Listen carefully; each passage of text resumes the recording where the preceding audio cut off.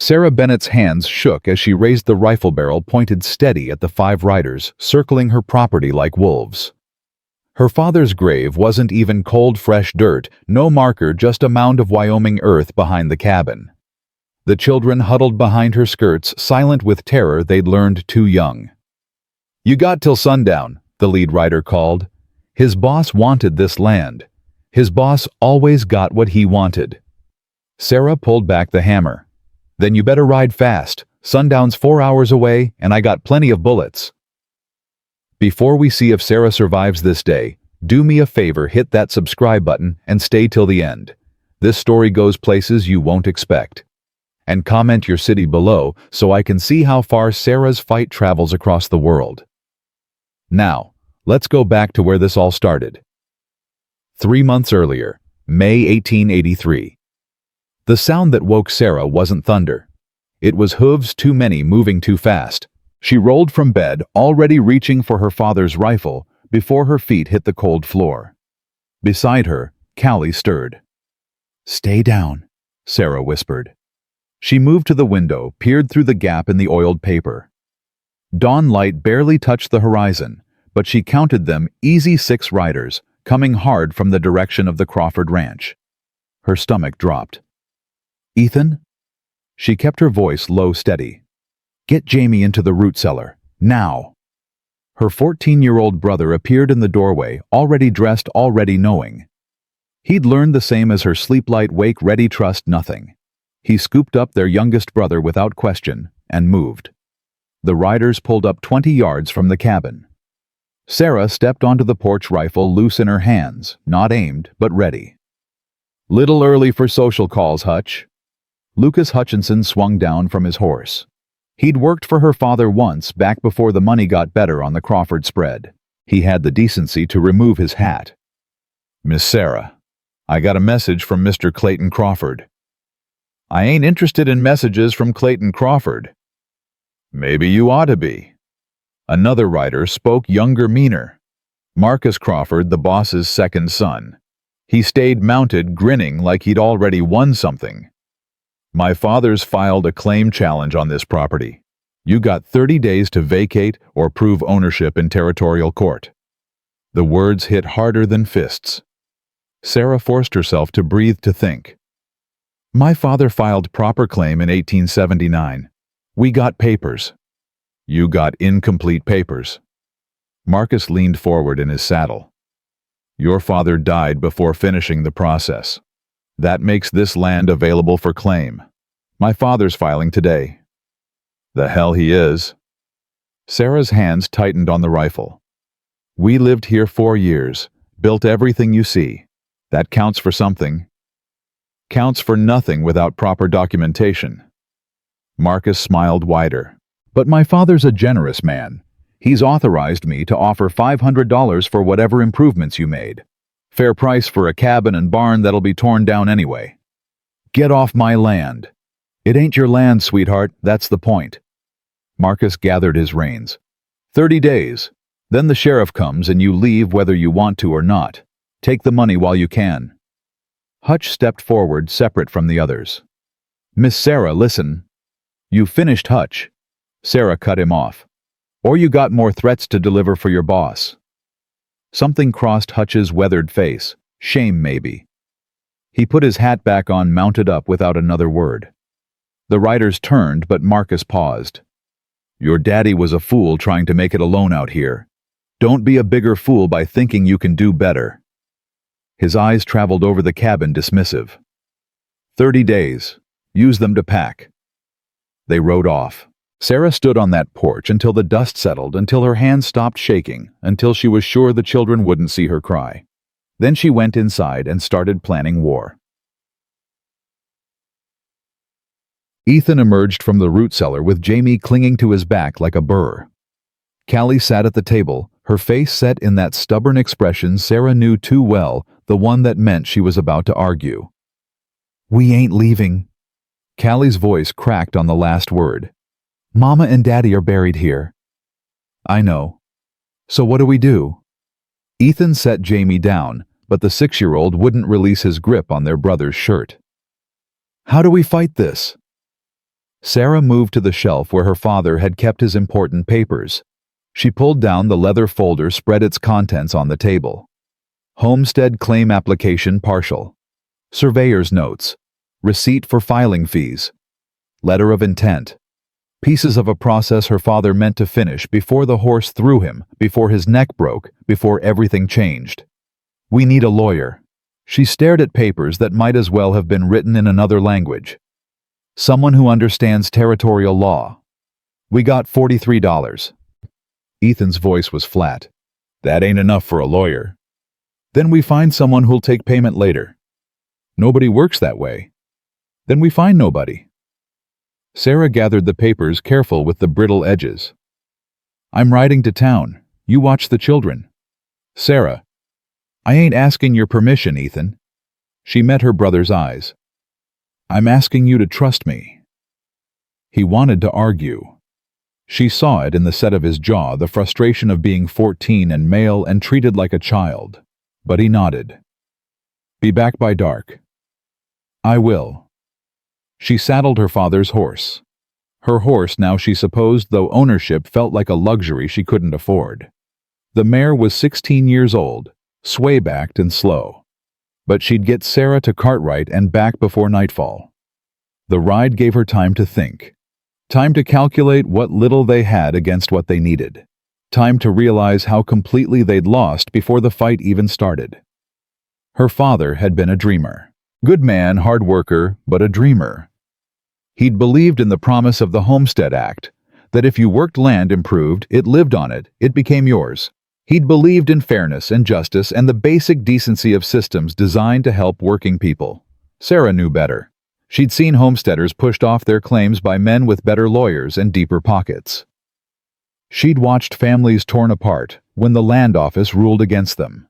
She understood what Ethan didn't, that this fight was over before it started, unless she found some angle, some leverage, some miracle. Cartwright appeared on the horizon around noon, 20 buildings pretending to be a town, but it was all they had. Sarah rode straight to the land office, a square structure that smelled like dust and old paper and broken promises. The clerk looked up from his desk when she entered. Young, maybe 25, with ink stains on his fingers, and pity in his eyes when he recognized her. Miss Bennett, I'm sorry about your father. Thank you. Sarah set the leather folder on the desk. I need to know how to complete his homestead claim. The clerk, Williams, his name was, opened the folder. His expression grew more troubled with each page he examined. Miss Bennett, this is quite incomplete. I know. Tell me what's missing. Williams pulled out a form, began marking items with his pencil. Final survey verification. Proof of continuous occupation. Affidavit of improvements. Declaration of intent to establish permanent residence. Filing fee for final patent. He looked up. And that's assuming the preliminary claim was properly recorded, which... He shuffled papers. I'm not seeing evidence of. My father paid the filing fee. There's a receipt. For preliminary registration, yes. But preliminary registration isn't a claim. It's an intent to claim. Your father needed to return within 6 months to file the actual homestead application, according to these dates. Williams checked the receipt again. That deadline passed 3 years ago. The floor tilted under Sarah's feet. What are you saying? I'm saying your father's preliminary registration expired. Legally, you're occupying unclaimed land. But we built a cabin. We plowed fields. We lived there 4 years. I understand, Miss Bennett. I do. Williams's voice gentled. But the law is clear. Without proper filing, occupation doesn't establish ownership. I'm truly sorry. Sarah gripped the edge of the desk. There must be something. Some process, some appeal. There is. You could file a new homestead claim yourself. Hope flared, brief and bright. Then that's what I'll do. Miss Bennett. Williams set down his pencil. You're an unmarried woman. Under territorial law, you can't be designated as head of household. You'd need a male relative to file on your behalf. I got a brother. How old? 14. William shook his head. Minimum age is 21. I'm sorry. The law is. The law isn't written for situations like yours. Sarah felt something break inside her. Not loudly, not dramatically, just a quiet crack like ice over a frozen river. How long do I have? If Clayton Crawford's filed a challenge, you'll receive official notice within the week. After that, 30 days until the hearing. And if I can't prove ownership? Williams didn't answer, which was answer enough. Sarah gathered her papers with numb fingers. Thank you for your time. Miss Bennett, wait. Williams stood. There's a lawyer in town. Isaiah Harrison. He's helped homesteaders before. Maybe he can find something I'm missing. I got $43. Talk to him anyway. Tell him I sent you. Williams wrote an address on a scrap of paper. He's a good man. He'll listen at least. Sarah took the paper, though hope felt like a luxury she couldn't afford twice in one day. Isaiah Harrison's office occupied the second floor above a dry goods store. Sarah climbed the narrow stairs, knocked on a door badly in need of paint. Come. She entered a space barely large enough for a desk, 2 chairs, and shelves overflowing with legal books. The man behind the desk looked up, 45, maybe 50. Black with silver threading his hair and eyes that had seen too much disappointment. Mr. Harrison. That's right. He stood, gestured to the empty chair. What can I do for you? Sarah spread her father's papers on his desk just as she'd done at the land office. Williams at the land office said you might help. Clayton Crawford's filed a claim challenge against my property. I got 30 days to prove ownership. Williams says I can't, but I'm asking anyway.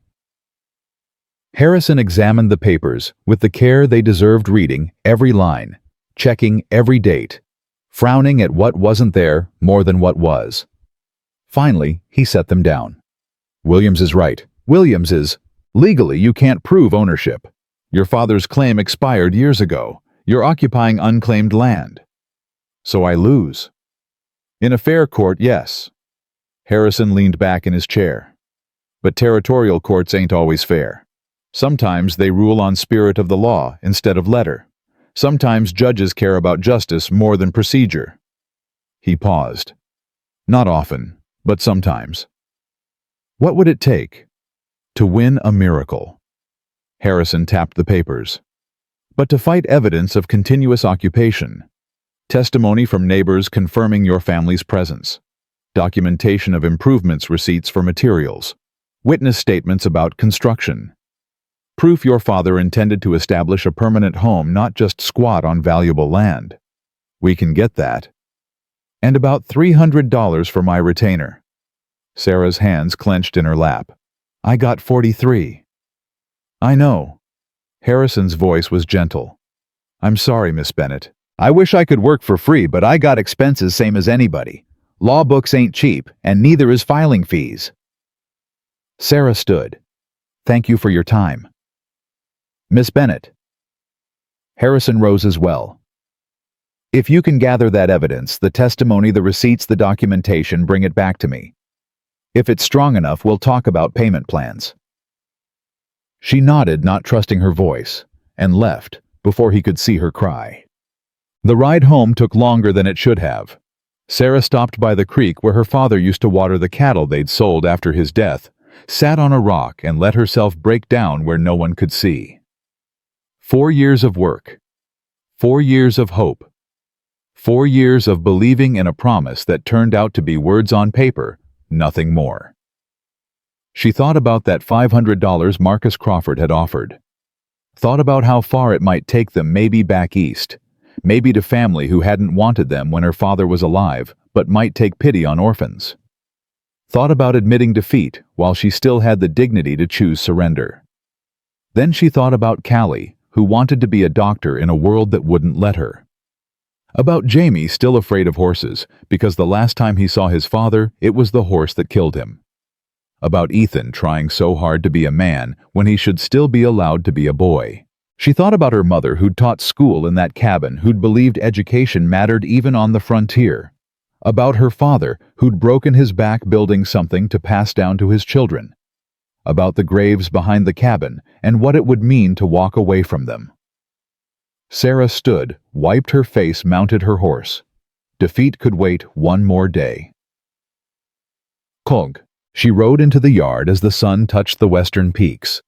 Ethan met her at the barn, took the horse without asking questions, just looked at her face and understood. Inside, Callie had supper-ready beans and cornbread, same as always. They ate in silence until Jamie couldn't stand it anymore. "Are we leaving?" "No." Sarah's voice came out harder than she meant. "We ain't leaving. But if the law says, the law's wrong." She met her siblings' eyes each in turn. "I know what you're thinking, that we should take the money and go, that fighting this is foolish. Maybe it is, but this is our home. Mama and Daddy are buried here. I ain't walking away without trying everything." "What can we try?" Ethan's voice carried the weight of too much responsibility. "You said we need a lawyer. We ain't got money for a lawyer." "Then we'll defend ourselves." "Sarah." "I ain't debating this, Ethan." She pushed back from the table. "Tomorrow we start gathering evidence. We'll visit every neighbor, get statements about how long we've been here. We'll make a list of every improvement Daddy made, every board he nailed, every fence post he set. We'll document everything, and we'll present it to that judge, and we'll make him see that law or no law, this land is ours." Callie's voice came quiet but firm. "And if he doesn't see it?" Sarah looked at her sister, 11 years old, fierce and frightened in equal measure. "Then we'll lose, knowing we fought. But we ain't giving up without making them work for it." Later, after the children slept, Sarah sat on the porch and stared at the stars. Somewhere out there, Clayton Crawford was planning how to take everything she had left. Somewhere his lawyers were preparing arguments she couldn't counter. Somewhere a judge was probably already deciding in favor of the man with money and power. But tomorrow, she'd start fighting anyway. Because surrender wasn't in her blood, and neither was sense. The next week passed in a blur of desperate activity. Sarah rode to every neighboring homestead within 10 miles. Most offered sympathy, but nothing else. They had their own struggles, their own fears that Crawford might come for them next. A few agreed to testify: Samuel and Ruth Washington, a black couple who'd claimed land 2 miles south. Swift Hawk, who ran the trading post and remembered when Sarah's father first arrived. Old Mrs. McKenna, whose husband had died the same winter Sarah's mother passed. Not much, but something. Ethan compiled a list of improvements, measuring the cabin, counting fence posts, documenting the well her father had dug by hand. Callie practiced reading from their mother's school books, preparing to testify about the education they'd received. Jamie drew pictures of the cabin, of the barn, of the graves, childish art that might convince a judge that home meant more than paperwork. On the 8th day, the official notice arrived. Sarah signed for it with steady hands, waited until the marshal's deputy rode away, then opened the envelope. Territory of Wyoming vs. Sarah Bennett. Hearing scheduled June 15, 1883. Territorial Courthouse, Cheyenne. Bring all documentation supporting your claim to the property described as June 15th, 3 weeks away. 3 weeks to prepare a defense against lawyers and money, and a system designed to favor men exactly like Clayton Crawford. Sarah folded the notice, tucked it in her father's Bible, and went back to work. 2 weeks before the hearing, on a Tuesday that started like any other, Sarah was mending fence when she heard the horse. She looked up, hand moving automatically to the rifle she'd started carrying everywhere. But this wasn't Crawford's men, just one rider moving slow, no threat in his posture. He was tall, she noticed as he approached. Maybe 30, maybe a year past. Dark hair, good clothes, riding a horse worth more than everything Sarah owned combined. He stopped a respectful distance from where she worked, removed his hat. "Ma'am, name's Nathaniel Crawford. I'm looking for Sarah Bennett." The name hit like a fist. Crawford. She gripped the fence post to keep her hands from shaking. "I'm Sarah Bennett." Pleased to meet you, ma'am. His voice was different from Marcus's quieter, careful. I apologize for the intrusion. I was hoping we could talk. If you're here to deliver more threats. I ain't. He raised one hand, showing he meant no harm. I'm here because I found out what my father's doing and I want to help. Sarah laughed short and bitter. Help? That's rich. I understand your skepticism, Miss Bennett. I do. But I'm asking you to hear me out. Nathaniel gestured to the ground. May I dismount? I'd rather not have this conversation shouting. Every instinct screamed danger, but curiosity, or maybe desperation, made Sarah nod. Nathaniel swung down with easy grace, left his horse ground-tied, walked closer, but not too close. Up close, she could see the resemblance to Marcus, same blue eyes, same strong jaw. But where Marcus smiled like a predator, Nathaniel's expression carried something else. Guilt, maybe. Or shame. I didn't know about the claim challenge until last week, he said. My father handles most of the ranch's legal business. When I found out, he stopped, seemed to struggle with words. What he's doing ain't right, Miss Bennett, and I aim to help you stop him. Why? Sarah's voice came out flat, exhausted. Why would you help me against your own father? Because my mother raised me to care about justice more than property. Nathaniel met her eyes. Because I'm tired of watching my father destroy families to add another section to his empire. Because the ranch you're trying to keep used to belong to a man named Thomas Gray, and 5 years ago, my father did to him exactly what he's doing to you now. Thomas Gray. Good man, hard worker, had a wife and 2 daughters. His homestead claim had a documentation error, wrong signature on one form. My father's lawyers found it filed a challenge won in court. Gray's family lost everything. Nathaniel's jaw tightened. He hung himself a month later, left a note saying he couldn't face his wife after failing to protect what he'd built. The words settled heavy in the space between them. Sarah felt sick. Your father killed him. The law killed him. My father just used the law as a weapon. Nathaniel pulled papers from his coat. This is everything I could copy from my father's legal files. His strategy, his precedents, the arguments his lawyers plan to use. It ain't much, but it might help your attorney prepare. I don't have an attorney. What? Nathaniel's composure cracked. Miss Bennett, you can't defend yourself against... I know what I can't do. Sarah's voice rose. I know I got no chance. I know I'm gonna lose. But I can't afford a lawyer, and I ain't gonna stop fighting just because the fight's hopeless. Nathaniel stared at her, something shifting in his expression. How much would it take for Isaiah Harrison's retainer? You know Isaiah Harrison. Everyone knows Isaiah. He's the best homestead lawyer in the territory. Nathaniel reached for his billfold. How much does he need? Put that away. Sarah's voice went cold. I don't want your money. This ain't charity. It's exactly charity. You feeling guilty about your daddy's sins? Don't make us your responsibility. She turned back to the fence, gripped the wire hard enough to cut her palm. I appreciate the warning, Mr. Crawford, but I don't need your help. You don't need it, or you don't want it. Sarah didn't answer. Nathaniel was quiet for a long moment. Then, my mother used to say that pride was a luxury poor folks couldn't afford. That accepting help when you needed it wasn't weakness, it was wisdom. Your mother sounds like she never had to choose between her pride and her survival. Actually, she did. Nathaniel's voice softened. She was a school teacher when my father met her. Orphan, no family, teaching children for pennies because it was all she could get. My father proposed, she refused 3 times because she didn't want to be seen as marrying for money. Finally, he asked her, "Is your pride worth more than the good you could do with resources to do it?" She said yes to the 4th proposal. Despite herself, Sarah felt something ease slightly. She sounds like a smart woman. She was the smartest woman I ever knew. Nathaniel tucked his billfold away. She died 5 years ago. Pneumonia. After that, my father changed, became harder, Started seeing land as legacy instead of people as neighbors. He met Sarah's eyes again.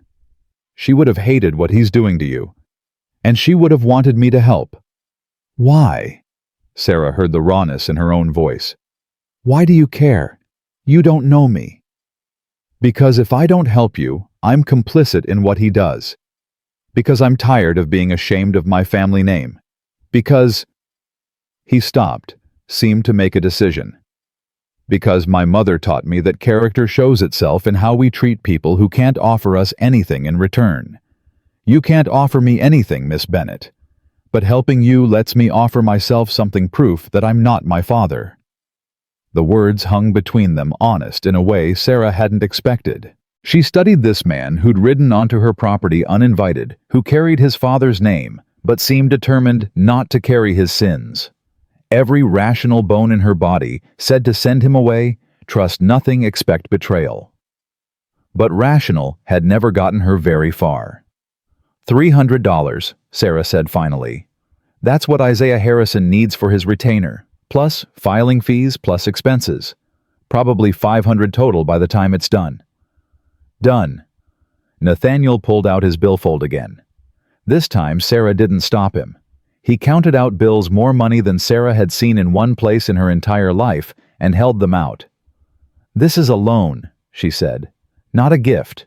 When we win, when the land's secure, I'll pay you back. If you win. Nathaniel pressed the money into her hand. When you lose, this is a gift, and you don't owe me anything except the knowledge you fought with everything you had. We ain't gonna lose. I hope you're right, Miss Bennett. He remounted his horse, settled his hat. I'll be at the hearing. My testimony might help the son of the challenger speaking against his father carries weight. And I know my father's strategy. That gives us an advantage. Us. Sarah heard the word, but couldn't quite process it. You're testifying for me. Against my father's claim. Yes. He'll disinherit you. Probably. Nathaniel gathered his reins. But like I said, some things matter more than money. Your fight happens to be one of them. He rode off before Sarah could respond, leaving her standing in her yard with $500 in cash and no idea what to make of Nathaniel Crawford. That evening, Sarah made the ride to Isaiah Harrison's office again. This time, she brought payment. Harrison took the money with surprise evident on his face. Where did you... Don't ask. Sarah set the legal papers Nathaniel had given her on his desk. Crawford's son brought these. His father's strategy, his precedents, everything. Harrison examined the papers, his expression growing more troubled with each page. Miss Bennett, do you understand what you're holding? Strategy papers. These are confidential attorney work product. If Clayton Crawford's lawyers find out his son gave these to you, Nathaniel could face disbarment charges if he ever tries to practice law.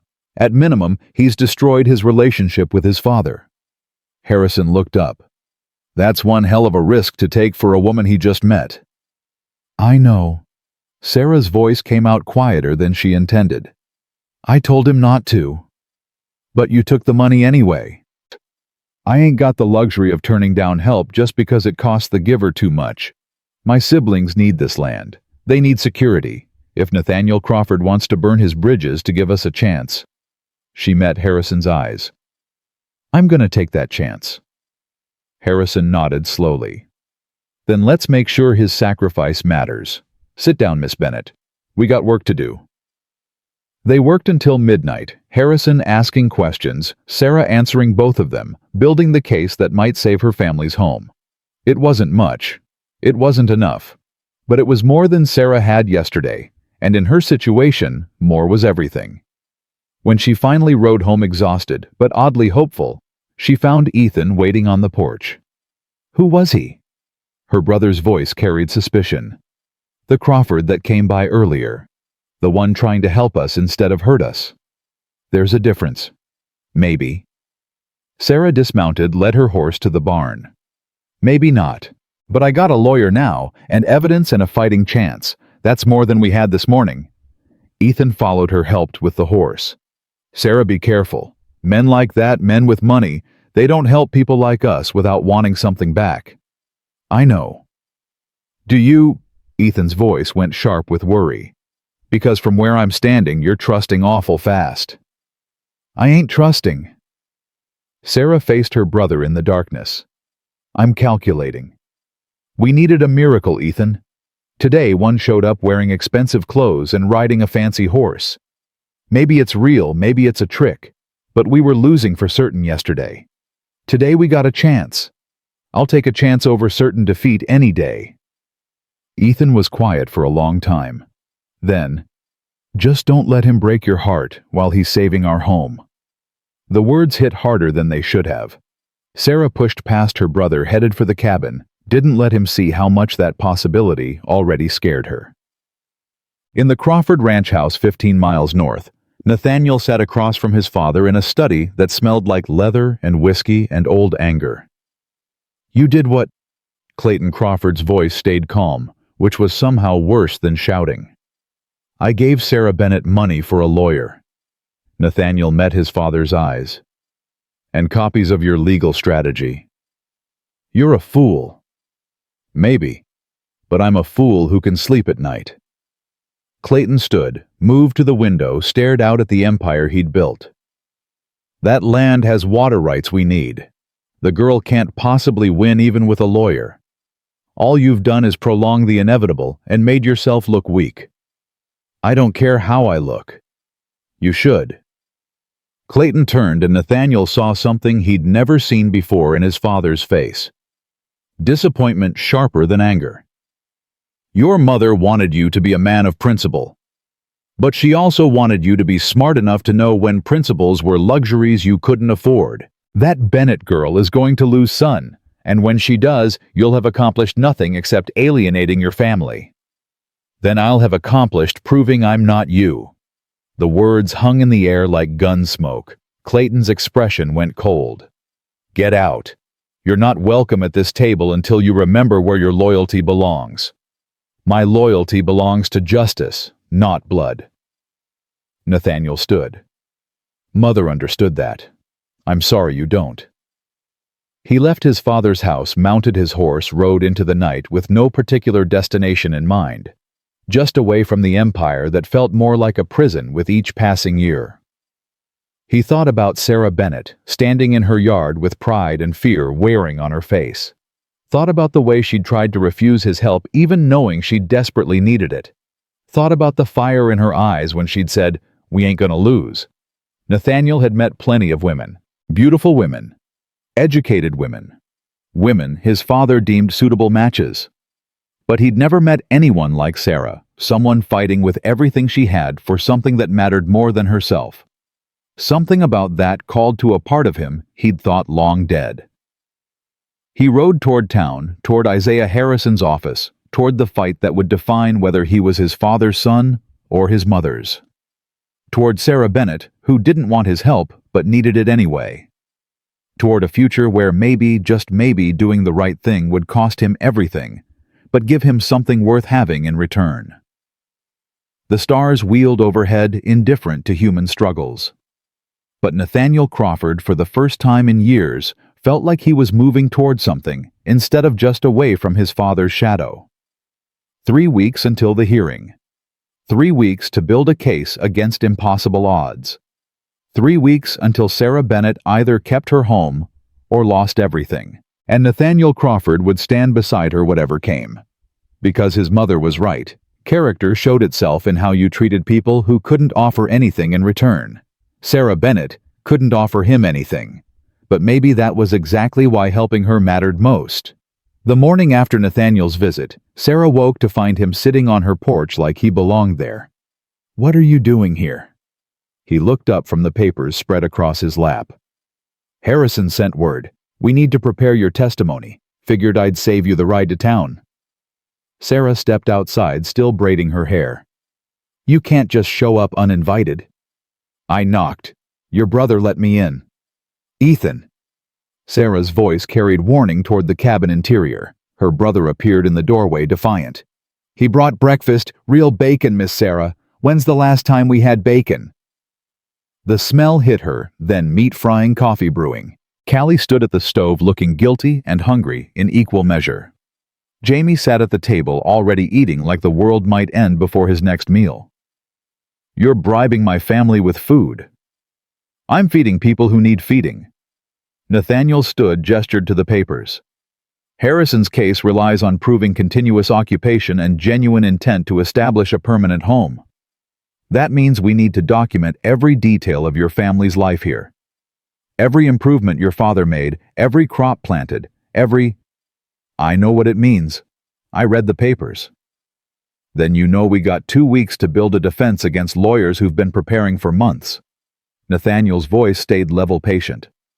"I ain't trying to take over, Miss Bennett. I'm trying to help." Sarah wanted to argue. Wanted to send him away, maintain the distance that kept her safe from hoping too much. But Ethan was right. When had they last eaten real bacon?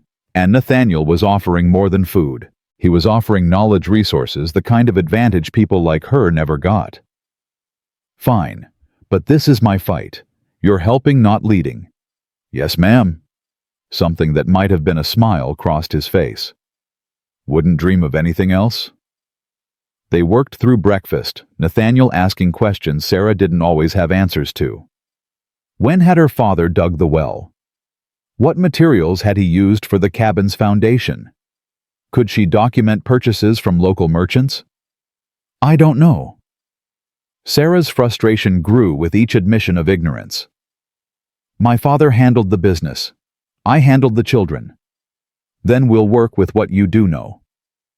Nathaniel made notes in careful handwriting. "You know when your family arrived. You know what the land looked like then versus now. You know your father's daily routine, the improvements he prioritized, his relationships with neighbors. That's evidence, Miss Bennett. Maybe not the kind lawyers prefer, but it's truth. Sometimes that matters. Not in territorial court? Maybe not, but it's all we got, so we make it enough." Callie interrupted from the stove. "Mr. Crawford, you want more coffee?" "Thank you, Miss Callie. And it's Nathaniel. Mr. Crawford's my father." "You don't like being called Mr. Crawford." Callie refilled his cup, curious in the way of 11-year-olds. "I don't like being confused with my father." Nathaniel's voice carried an edge Sarah hadn't heard before. "We're very different men." "But you got his name." "I do. Doesn't mean I got to carry his character along with it." Jamie spoke up, mouthful of bacon. "My daddy said a man makes his own name no matter what he's born with." Nathaniel's expression softened. "Your daddy was smart." "He was the smartest." Jamie's voice went small. "Till the horse threw him." The cabin went quiet. Sarah saw Nathaniel's hands still on his papers, saw him choosing his next words with care. "I lost my mother 5 years back," he said finally. "Pneumonia took her in 3 days. I kept thinking if I'd noticed sooner, gotten the doctor faster, done something different." He stopped. "Took me a long time to understand that death ain't always preventable. Sometimes bad things happen to good people, and there ain't nobody to blame." Jamie stared at him, processing this adult honesty. "You miss her?" "Every single day." "Me too. My daddy, I mean." "I know you do, son." Sarah felt something shift in her chest. This wealthy rancher's son, sitting at their rough table talking to her traumatized little brother like he mattered, it complicated the careful distance she'd been trying to maintain. Ethan cleared his throat. "Miss Sarah, if you're done with questions, I got fence needs mending." "Go on." Sarah watched her brother escape outside, carrying tension he wouldn't name. She understood it, fear that accepting help meant owing debts they couldn't repay. Fear that trusting strangers led to betrayal. She felt it too. "Your brother doesn't trust me." Nathaniel stated it as fact, not complaint. "Can you blame him?"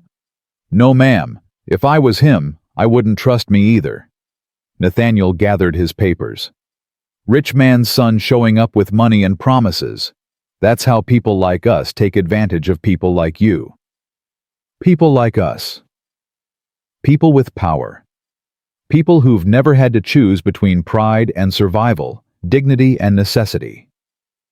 He met her eyes. "I understand why you're suspicious, Miss Bennett. I'm asking you to trust me anyway because, suspicious or not, you need help. And I'm offering it with no strings attached, except one that you let me prove I ain't my father." Sarah wanted to argue, wanted to find the trap she knew had to be there, but all she said was, "Why does it matter so much, proving you're different from him?" Nathaniel was quiet for a long moment. "Because I watched him destroy Thomas Gray's family. Watched that man lose everything because my father wanted water rights. Watched Gray hang himself because he couldn't face his wife after failing to protect what he'd built." His voice went rough. "I did nothing. Told myself it was legal. Told myself I couldn't interfere in my father's business. Told myself lies so I could sleep at night. That wasn't your fault. It was my silence. Silence is complicity, Miss Bennett. I learned that too late to help Gray, but I ain't making the same mistake twice." The rawness in his voice hit Sarah harder than she expected. This wasn't nobility or charity. This was guilt, seeking redemption. That at least she could understand. "All right." She started clearing breakfast dishes. "You want to help? Then help me finish documenting improvements. Every nail my father drove, every board he cut. We'll make a list so detailed that Judge will have to acknowledge what we built here." "Yes, ma'am." Nathaniel rolled up his sleeves. "Where do we start?" They spent the next 3 days in exhausting detail work. Measuring the cabin, counting fence posts, documenting the well's depth. Nathaniel wrote everything in his careful hand, while Sarah provided measurements, and Ethan verified their accuracy with the stubborn precision of a boy trying to prove he mattered. On the third day, Isaiah Harrison rode out to review their progress. He spread their documentation across Sarah's table, examined it with a lawyer's critical eye. "This is good work," Harrison said finally. "Real good.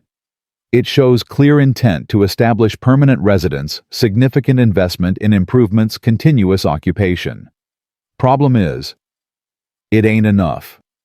Sarah cut him off. "I know.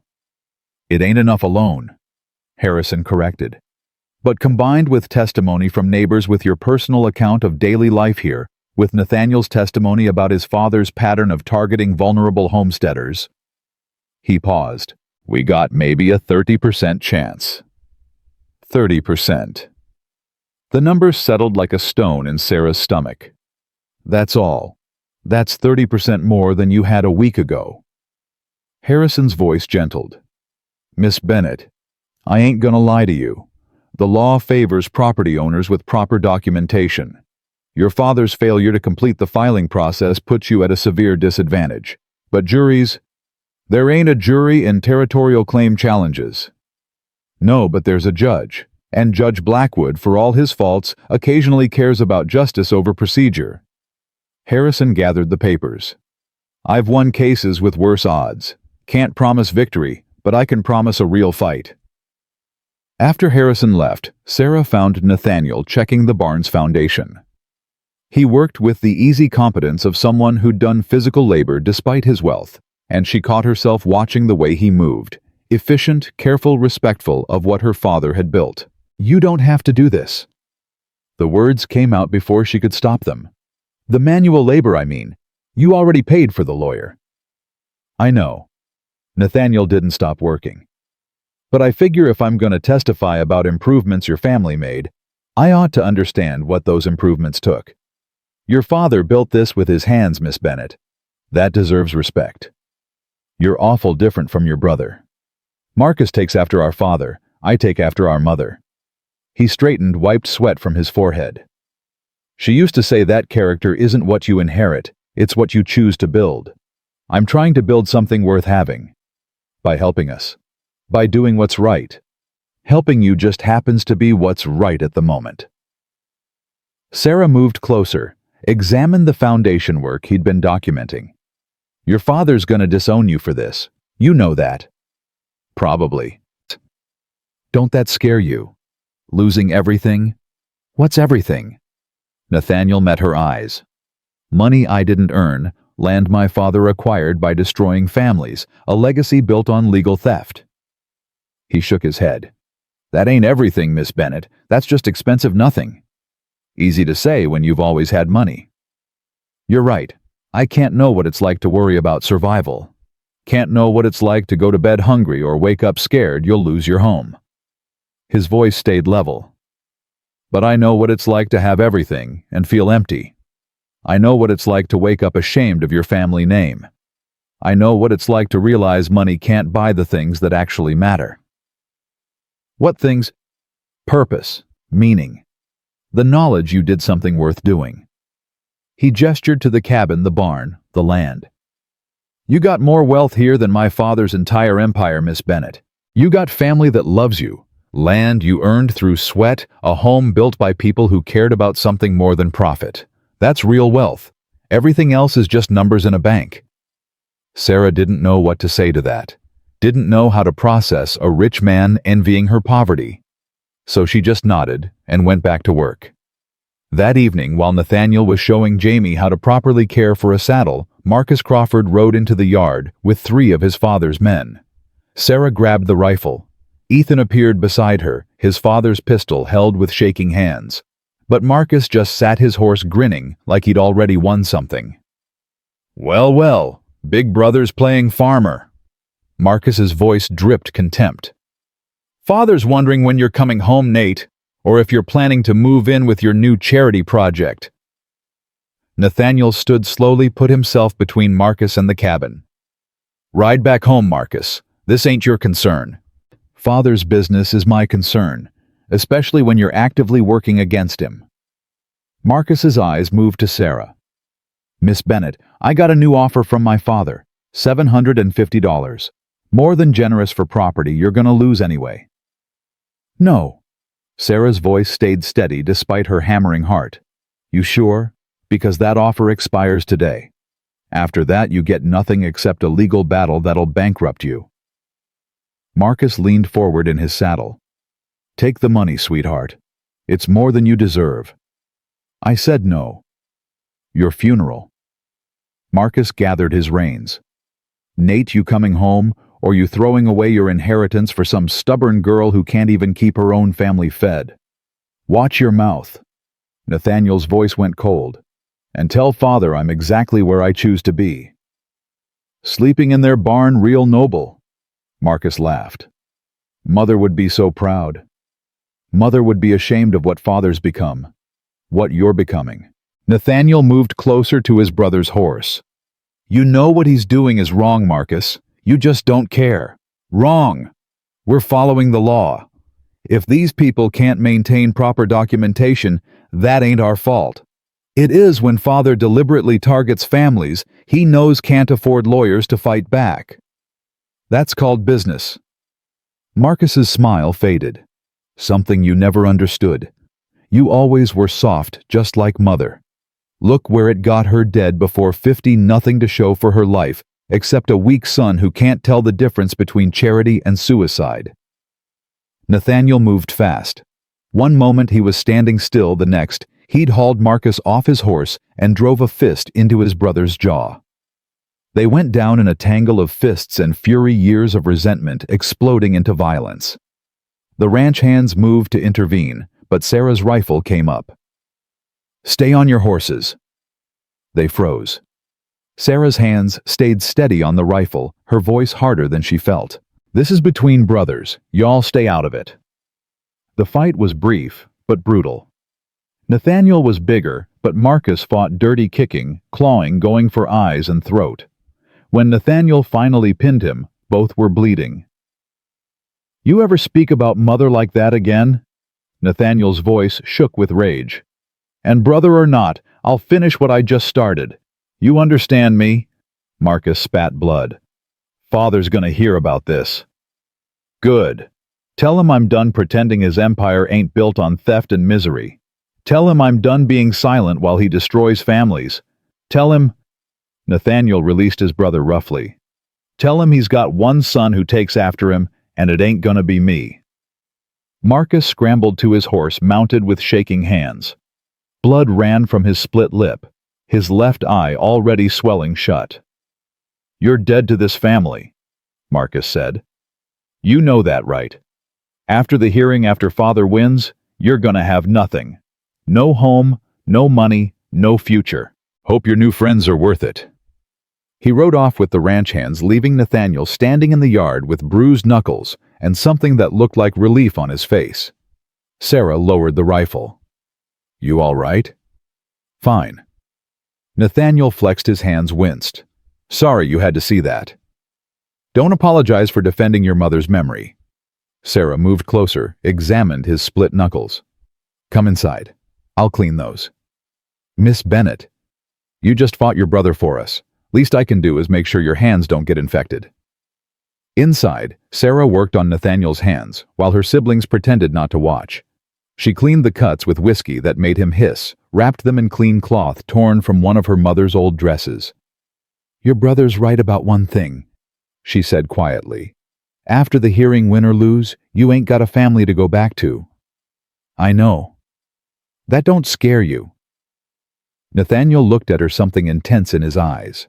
"What scares me is waking up at 60 and realizing I spent my whole life doing nothing that mattered, that I had every advantage and wasted it maintaining an empire I didn't believe in." His voice dropped. "Marcus asked if you're worth my inheritance. Wrong question. Right question is whether I'm worth the person I could be if I stopped letting fear of losing money prevent me from gaining character." Sarah's hands stilled on his. "You're an odd man, Nathaniel Crawford." "I know. My mother used to say I was born 100 years too late, that I should have been a preacher or a poet instead of a rancher." He smiled slightly. "She wasn't wrong." "You write poetry." His face flushed. "Nobody's supposed to know that. Your secret's safe." Sarah finished wrapping his hands, stepped back before the moment could become something she wasn't ready for. "You're welcome to sleep in the barn if you meant what you said about staying." "I meant it." "Then I'll get you blankets." That night, Sarah lay awake listening to the sounds of her cabin. Ethan's soft snoring, Callie's restless shifting, Jamie's occasional whimper from nightmares he couldn't shake. And outside in the barn, a man who'd given up everything to help them. She thought about 30% odds, thought about Judge Blackwood and Clayton Crawford's lawyers, thought about the hearing now 10 days away, thought about Nathaniel's bruised hands and the way he'd looked at her when he said some things mattered more than money.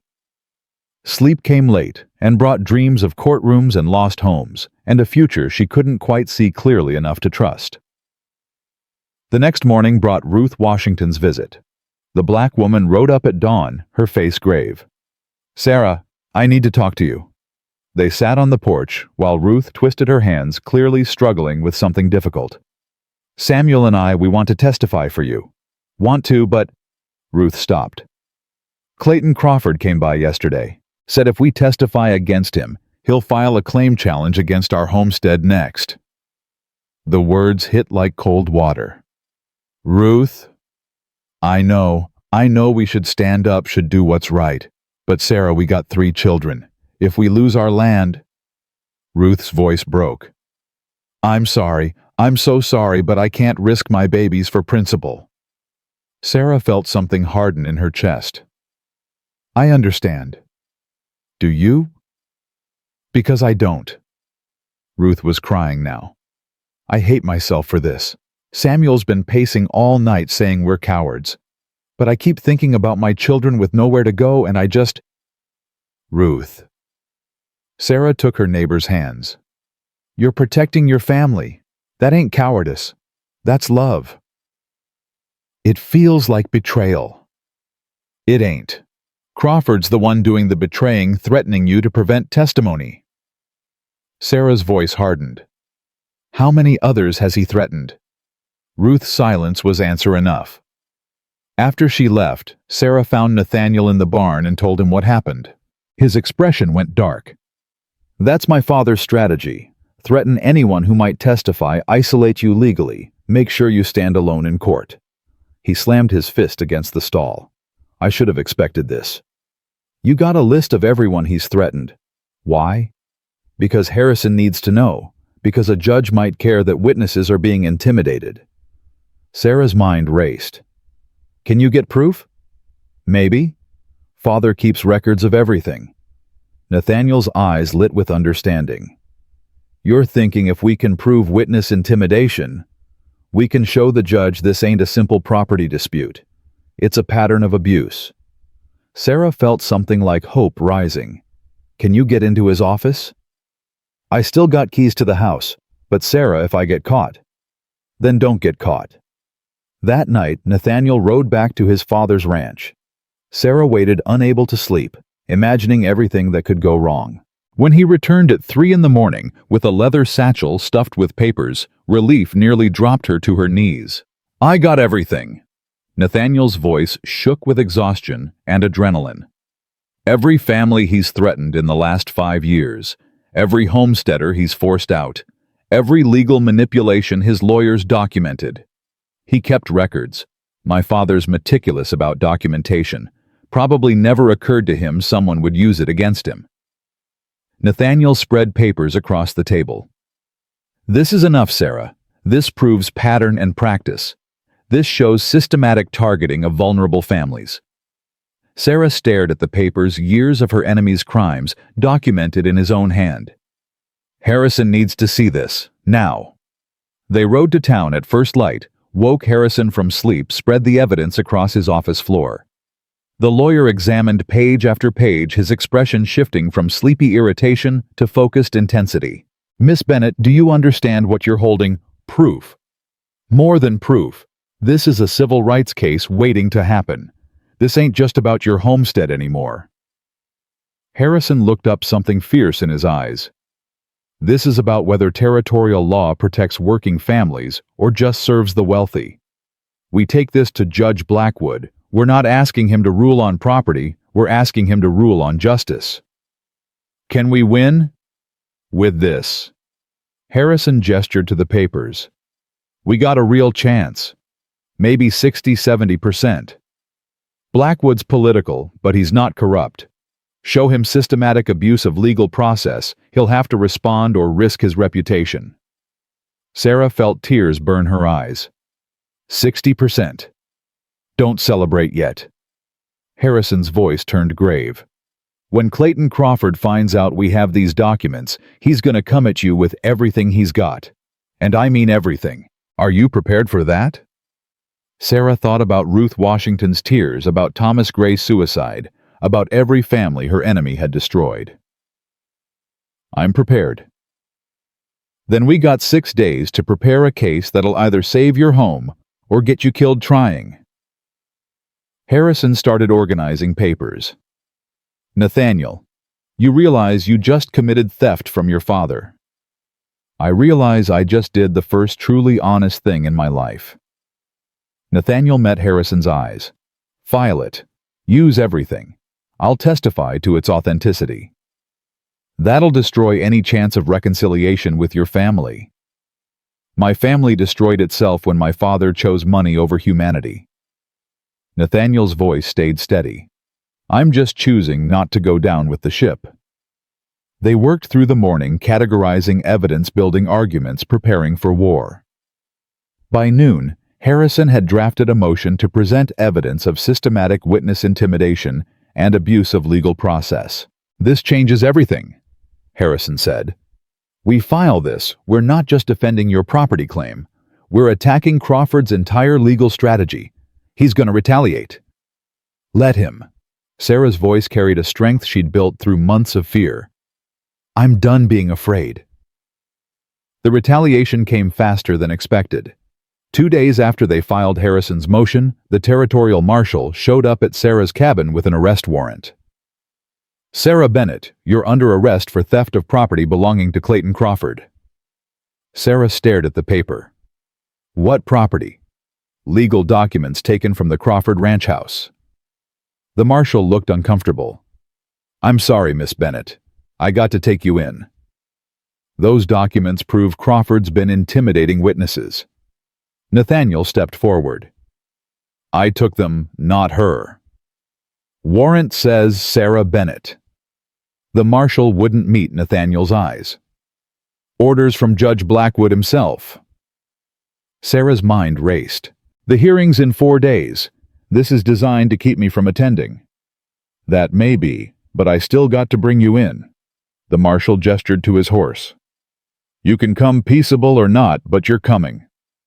I'll post bail. Nathaniel grabbed his coat. Harrison can... Bail's set at $2,000. The marshal's voice was apologetic. Somebody wants you locked up real bad, Miss Bennett. $2,000. More than everything they owned combined. Sarah felt the trap close around her. I'll get the money. Nathaniel's voice was desperate. I'll sell my horse, my saddle, everything. You ain't got time. The marshal moved toward Sarah. She's got to come now. Sarah looked at her siblings. Ethan's fury, Callie's fear, Jamie's tears. Looked at Nathaniel's helpless rage. Looked at the future, crumbling before it could begin. It's all right.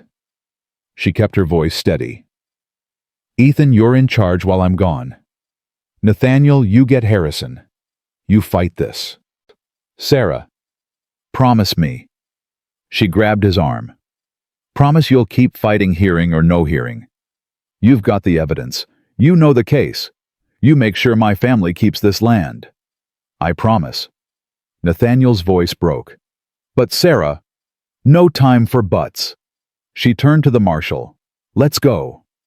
They rode toward town, leaving her family crying in the yard, and Nathaniel standing helpless among the ruins of their careful plans. Sarah kept her spine straight, her eyes forward, her fear locked deep where no one could see it. 4 days until the hearing that would decide everything. And she'd face it from a jail cell if Clayton Crawford had his way. But Sarah Bennett hadn't survived this long by accepting defeat. She'd find a way to fight even from behind bars. She had to. Her family's future depended on it. The jail cell smelled like old sweat and defeat. Sarah sat on the narrow cot, watching dust motes drift through the barred window, and tried not to think about what was happening at home. 3 days until the hearing. 3 days locked away while Clayton Crawford dismantled everything they'd built. The door at the end of the corridor clanged open. Sarah expected the marshal with supper, but Rachel Finch strode in, the journalist from the Territorial Gazette notebook already in hand. Miss Bennett, you got a minute? Got nothing but minutes. Sarah stood. How'd you get in here? Told the marshal I was your lawyer's assistant. He didn't ask questions. Rachel pulled up a stool, sat close to the bars. I've been following your case. Clayton Crawford's arrest warrant is garbage, and we both know it. But what I want to know is, you got proof he's systematically targeting homesteaders. Sarah studied the woman. 40 maybe, with sharp eyes and ink-stained fingers. Why? Because I've been waiting 5 years for someone to stand up to Crawford. Someone with evidence, with cause, with enough rage to see it through. Rachel's voice dropped. My husband worked his claim for 3 years. Crawford's lawyers found a documentation error, one missing signature on a witness form. Filed a challenge, won in court. Week later, my husband was dead. Fell off his horse, they said. Convenient timing. The words hung between them, heavy with implication. You think Crawford killed him? I think men who threaten witnesses don't stop at threats when the stakes are high enough. Rachel leaned closer. But I can't prove murder. Can prove a pattern of legal abuse, though. If you give me access to those documents Nathaniel took. Why would I do that? Because public pressure is the only weapon you got left. Crawford can control judges and marshals and territorial officials. He can't control what people read in newspapers. Rachel pulled out a folded paper. This is tomorrow's edition. Front page. Sarah took the paper, read the headline. Local woman jailed on false charges. Crawford Ranch accused of systematic homesteader intimidation. You published this without confirmation. I confirmed it with 3 other families Crawford's targeted. They wouldn't testify in court because they're scared, but they'll talk to a journalist off the record. Rachel's smile was sharp. By tomorrow morning, every homesteader in Wyoming territory will know what Crawford's been doing. That's pressure even Judge Blackwood can't ignore. This could get you killed. Could get us both killed. Rachel stood. But I'm tired of watching powerful men destroy lives without consequences. Aren't you? Sarah handed back the paper. The documents are with Isaiah Harrison. He'll give you copies if I say so. You saying so? I'm saying burn it all down. If I'm going down, Crawford's coming with me. Rachel's grin was fierce. Now you're talking. After she left, Sarah lay on the cot and tried to sleep. But every time she closed her eyes, she saw her siblings' faces. Saw Ethan trying to be a man at 14. Saw Callie's fierce defiance crumbling into fear. Saw Jamie's tears. Saw Nathaniel's promise to keep fighting, and wondered if promises meant anything when the system was designed to break them. The next morning, the marshal appeared with breakfast and a visitor. "You got 10 minutes," he said, unlocking the cell door. Clayton Crawford stepped inside. Sarah stood slowly, hands clenched. The man was bigger than she'd imagined, 6 feet tall, silver hair, wearing a suit that cost more than her cabin. His eyes were cold blue ice, assessing her like livestock at auction. "Miss Bennett, I thought we should talk." "We got nothing to talk about." "I disagree." Clayton gestured to the cot. "May I?" "It's your jail. Do what you want." He sat, leaving her standing. Power play. Sarah understood. Make her feel small in her own cell. "My son tells me you're a stubborn woman. I respect that. Stubbornness built my empire." Clayton pulled out a cigar, didn't light it. "But stubbornness without sense is just foolishness. You came here to insult me. I came to make you an offer. Final offer, no negotiation." Clayton's voice stayed level, businesslike. "I'll drop the theft charges. I'll withdraw my claim challenge. I'll give you $10,000 cash, enough to buy better land somewhere else, set your family up properly. All you got to do is leave Wyoming territory and never come back."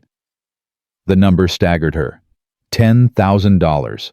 More money than her father had earned in his entire life. "Why?" "Because my son's thrown away his inheritance for you. Because this case is becoming public in ways that damage my reputation. Because I'm tired of fighting over 160 acres. Clayton's eyes stayed cold despite his reasonable tone. "Take the money, Miss Bennett. Walk away before this gets uglier." "You mean before your pattern of abuse gets exposed?" Something flickered across Clayton's face. "My attorney tells me you have documents stolen from my office. Documents that, taken out of context, might suggest impropriety in my business dealings. Taken in context, they prove you're a thief hiding behind lawyers." Clayton's composure cracked slightly. "Careful, girl. You're in my jail, charged with crimes I can make stick if I want to. Then make them stick. Haul me before Judge Blackwood. Let's see what he thinks about your evidence." Sarah moved closer to where he sat. "Or drop the charges like you just offered, because you know they're garbage designed to keep me from the hearing." "The hearing where you plan to present stolen documents obtained through illegal means." Clayton stood his full height, intimidating in the small cell. "Harrison's motion to introduce that evidence will be denied. I've already spoken to Blackwood. You'll face that hearing with nothing but your incomplete paperwork and desperate testimony from a family everyone knows is lying to keep land they don't legally own." "Everyone knows," Sarah's voice rose. "Or everyone you've threatened into silence." "I don't threaten, I enforce legal rights." Clayton moved to the cell door, called for the marshal. "You got 24 hours to accept my offer, Miss Bennett. After that, you'll face charges that'll put you in territorial prison for 5 years. Your siblings will end up in orphanages, your land will be forfeit, and Nathaniel will have destroyed his future for nothing. Think about that before you let pride cost them everything." He left. The cell door clanged shut. Sarah sank onto the cot, hands shaking with rage and fear in equal measure. $10,000. Her family's security. All she had to do was surrender. She thought about Jamie's nightmares, about Callie's dreams of becoming a doctor, about Ethan's desperate need to believe fighting mattered. Thought about her parents buried behind a cabin that might not be theirs much longer.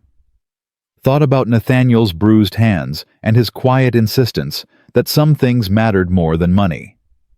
24 hours. By tomorrow, she'd either save her family or destroy them trying. That afternoon, Isaiah Harrison finally got permission to visit. He looked exhausted, carrying a leather case stuffed with papers. "I got news. Some good, some terrible." He sat on the stool Rachel had used. "Good news. Blackwood denied Crawford's motion to suppress the stolen documents. Says if their authentic method of acquisition don't matter in cases involving systematic fraud." Relief flooded through Sarah. "That means—" Wait. Terrible news. Crawford's lawyers filed an emergency motion to postpone the hearing. They're claiming they need time to authenticate documents and prepare a defense against new allegations. Blackwood granted a 2-week delay. 2 weeks. Sarah gripped the bars. "Harrison, I can't stay in here 2 weeks. My family." "I know. I'm working on bail reduction, but Crawford's got every judge in his pocket." Harrison pulled out papers. "But here's the thing, that 2-week delay might actually help us. Rachel Finch's article hit the streets this morning. It's spreading like wildfire. Homesteaders are organizing, demanding investigation into Crawford's practices. The territorial governor's office is getting letters. This is becoming bigger than one property dispute. I don't care about bigger. I care about my siblings alone in that cabin." "They ain't alone." Harrison's voice gentled. "Nathaniel moved into your barn. He's there every day making sure they're fed and safe.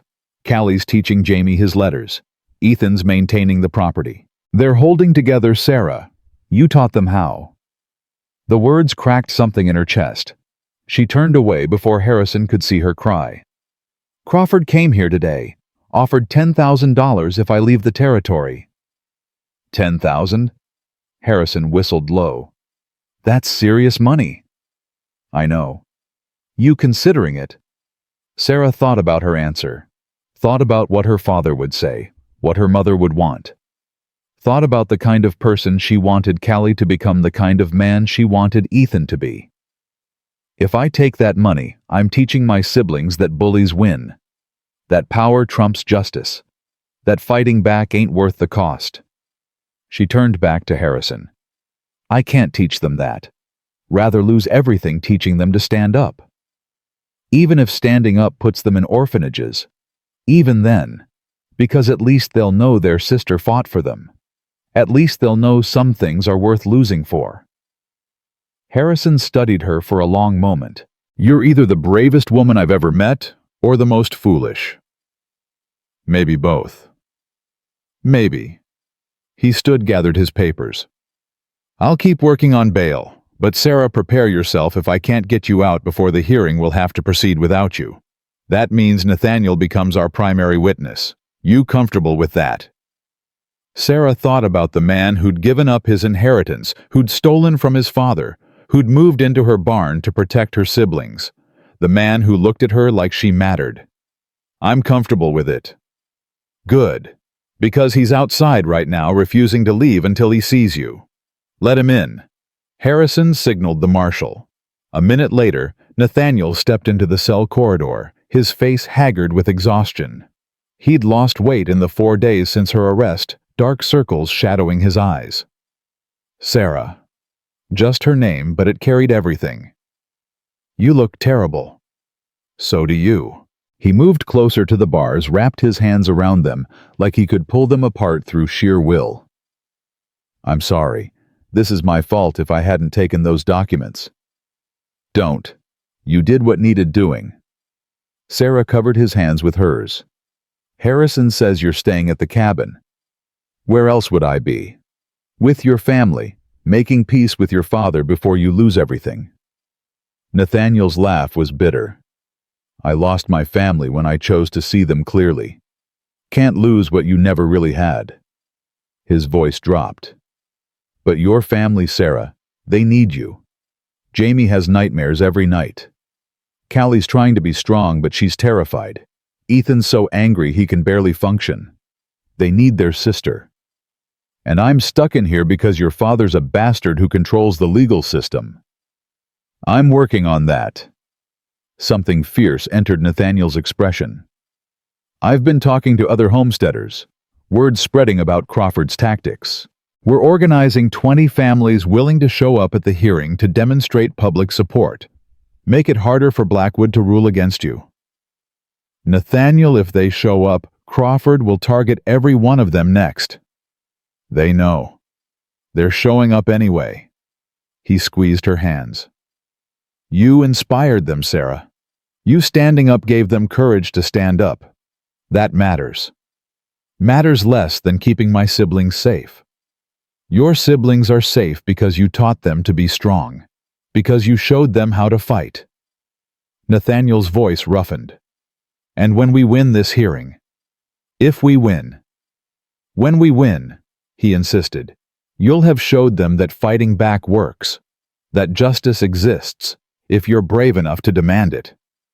Sarah wanted to believe him, wanted to trust that courage and evidence and public pressure would overcome money and power and corrupt systems, but she'd learned too young that the world didn't work that way. What if we lose? Then we lose together, and we figure out what comes next. Nathaniel reached through the bars, touched her face with gentle fingers. But Sarah, win or lose, you're the bravest person I've ever met. And whatever happens, I ain't leaving. You understand me? I'm with you until the end. The words settled warm in her chest, filling empty places she'd tried to ignore. But fear whispered that hope was dangerous, that trusting anyone, even Nathaniel, was foolish. Your father thinks you're throwing your life away for me. My father thinks wealth is the only thing worth having. He's wrong. Nathaniel's thumb traced her cheekbone. I'm building something worth keeping. Something that'll matter when I'm old and looking back. That's not throwing my life away, that's finally living it. The marshal appeared, keys jangling. Time's up. Nathaniel didn't move. 1 more minute. Now, Mr. Crawford, rules are rules. Sarah pulled back before the marshal could separate them. Go. Take care of my family. Sarah, that's an order. She tried to smile. And when you see Callie, tell her to keep teaching Jamie. Tell Ethan the fence on the north pasture needs checking. Tell them I love them. Tell them yourself in 2 days. I'm getting you out of here. Nathaniel backed toward the door, still watching her. I promise. After he left, Sarah lay on the cot and stared at the ceiling. 2 days. She'd either be free or face 5 years in territorial prison on manufactured charges. Either way, the hearing was in 2 weeks. Either way, her family's fate would be decided by a judge who might or might not care about justice. Either way, she'd taught her siblings something, whether it was that fighting matters or that fighting was pointless remained to be seen. The next morning, the cell door opened before dawn. Sarah jerked awake, expecting the marshal, but Nathaniel stood there with keys in hand and desperation on his face. We're leaving. Now. What? Harrison found a legal loophole. Technical error in the arrest warrant, wrong date, wrong statute cited. Blackwood had to release you, but Crawford's lawyers are already filing corrections. We got maybe 2 hours before you're arrested again. Nathaniel grabbed her arm, pulled her from the cell. Move. They ran through the empty jail, burst into pre-dawn darkness. Nathaniel's horse waited outside, already saddled. He swung up, pulled Sarah behind him, kicked the animal into a gallop before she could protest. They rode hard for 30 minutes until Cartwright disappeared behind them and the jail became just another bad memory. Finally, Nathaniel slowed the horse to a walk, both of them breathing hard. What did you do? Sarah demanded. Breaking me out of jail. I didn't break you out. You were legally released. Harrison's got the paperwork. Nathaniel's voice carried grim satisfaction. But yeah, Crawford's gonna fight it. You got until the hearing to stay free. After that depends on what Blackwood decides. So I'm a fugitive. You're a free woman with questionable legal status. Different thing. He twisted in the saddle to look at her. But Sarah, you can't go home. Crawford's men will be watching the cabin. You'll be arrested the minute you show up. My family. I'll take care of them, but you need to disappear for 2 weeks, somewhere Crawford can't find you. Sarah's mind raced. Nowhere in Wyoming was safe. Crawford owned half the territory, had influence in every town. She'd be found within days. Unless she went somewhere Crawford wouldn't think to look. Swift Hawk's trading post. It's on Lakota land. Territorial marshals won't follow me there. Will Swift Hawk hide you? He will if I ask. Sarah made the decision. Take me there, then go back to my family. Keep them safe. Nathaniel hesitated. Sarah, if something happens, if Crawford finds you, then I'll handle it. But Nathaniel, my siblings can't survive another loss. You promise me no matter what happens to me, you'll make sure they're cared for. I promise. His voice was rough. But nothing's happening to you. You're surviving this. We both are. They rode to Swift Hawk's trading post as the sun rose. The Lakota man emerged as they approached, his weathered face giving nothing away. Sarah Bennett, you look like trouble. I am trouble. Need a place to hide for 2 weeks. Swift Hawk studied her, then Nathaniel. Crawford hunting you. With every resource he's got. Good. That man needs someone hunting back. Swift Hawk gestured toward a small cabin behind the trading post. You can stay, but you work. I don't shelter freeloaders. Thank you. Don't thank me. I remember when Crawford tried to force my people off land we'd traded for legally. I know what he does to those who can't fight back. Swift Hawk's eyes moved to Nathaniel. You're his son. I'm the son who ain't like him. Nathaniel's voice stayed steady. The son trying to undo some of what he's done. Trying and succeeding are different. Swift Hawk moved closer. But you brought Sarah here, put yourself at risk to protect her. That speaks louder than blood. He nodded, a gesture of respect. She'll be safe. You have my word. Nathaniel turned to Sarah, his expression carrying everything he couldn't say, with Swift Hawk watching. 2 weeks. Stay hidden. Let Harrison and me handle the hearing. I'm not letting you fight my battle while I hide. You're letting me protect you long enough for you to fight another day. Nathaniel's hands found her shoulders. Please, Sarah, trust me this once. She wanted to argue, wanted to ride back to her cabin, to her siblings, to the fight. But pragmatism won over pride. 2 weeks. Then I come home, hearing or no hearing. 2 weeks. Nathaniel agreed. He pulled her close, quick and fierce, then released her before she could respond. Stay safe. He rode off, leaving Sarah standing in front of Swift Hawk's cabin with nothing but the clothes on her back and fear eating at her insides. Come, Swift Hawk said. You look like you need food and rest. We'll talk after. Inside the cabin, Sarah finally broke. The tears she'd held back through jail, through fear, through Nathaniel's desperate rescue, came in shaking sobs she couldn't control.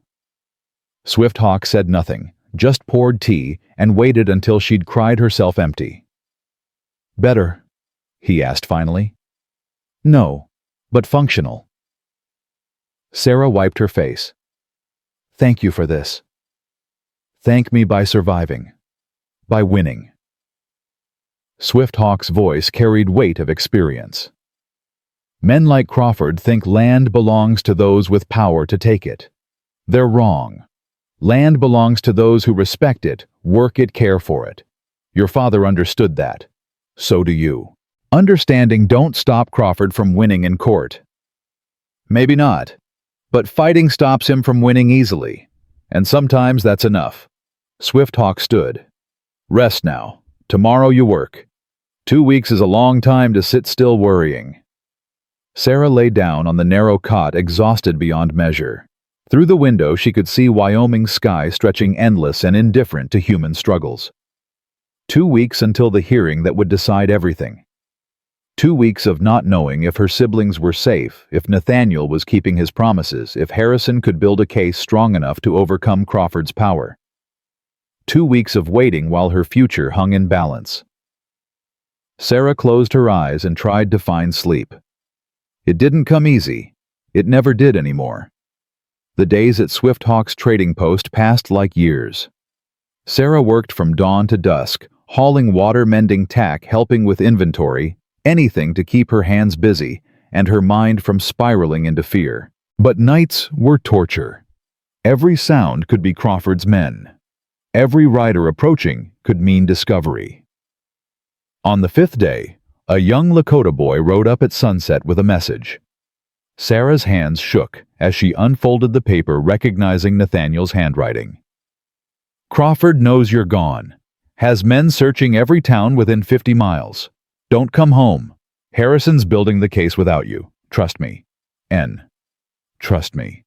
As if trust came easy when her siblings were alone and she was hiding like a criminal. Swift Hawk read her expression.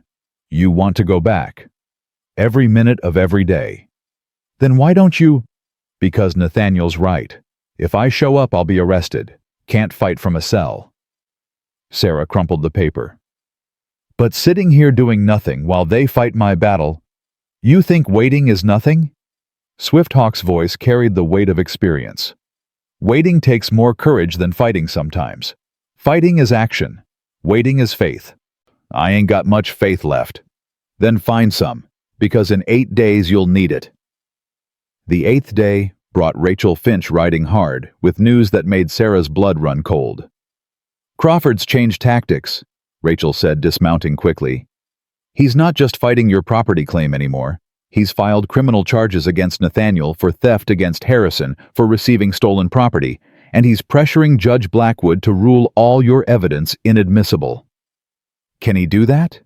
He's doing it. The hearing's in 5 days, and Crawford's lawyers have filed so many motions that Blackwood's drowning in paperwork.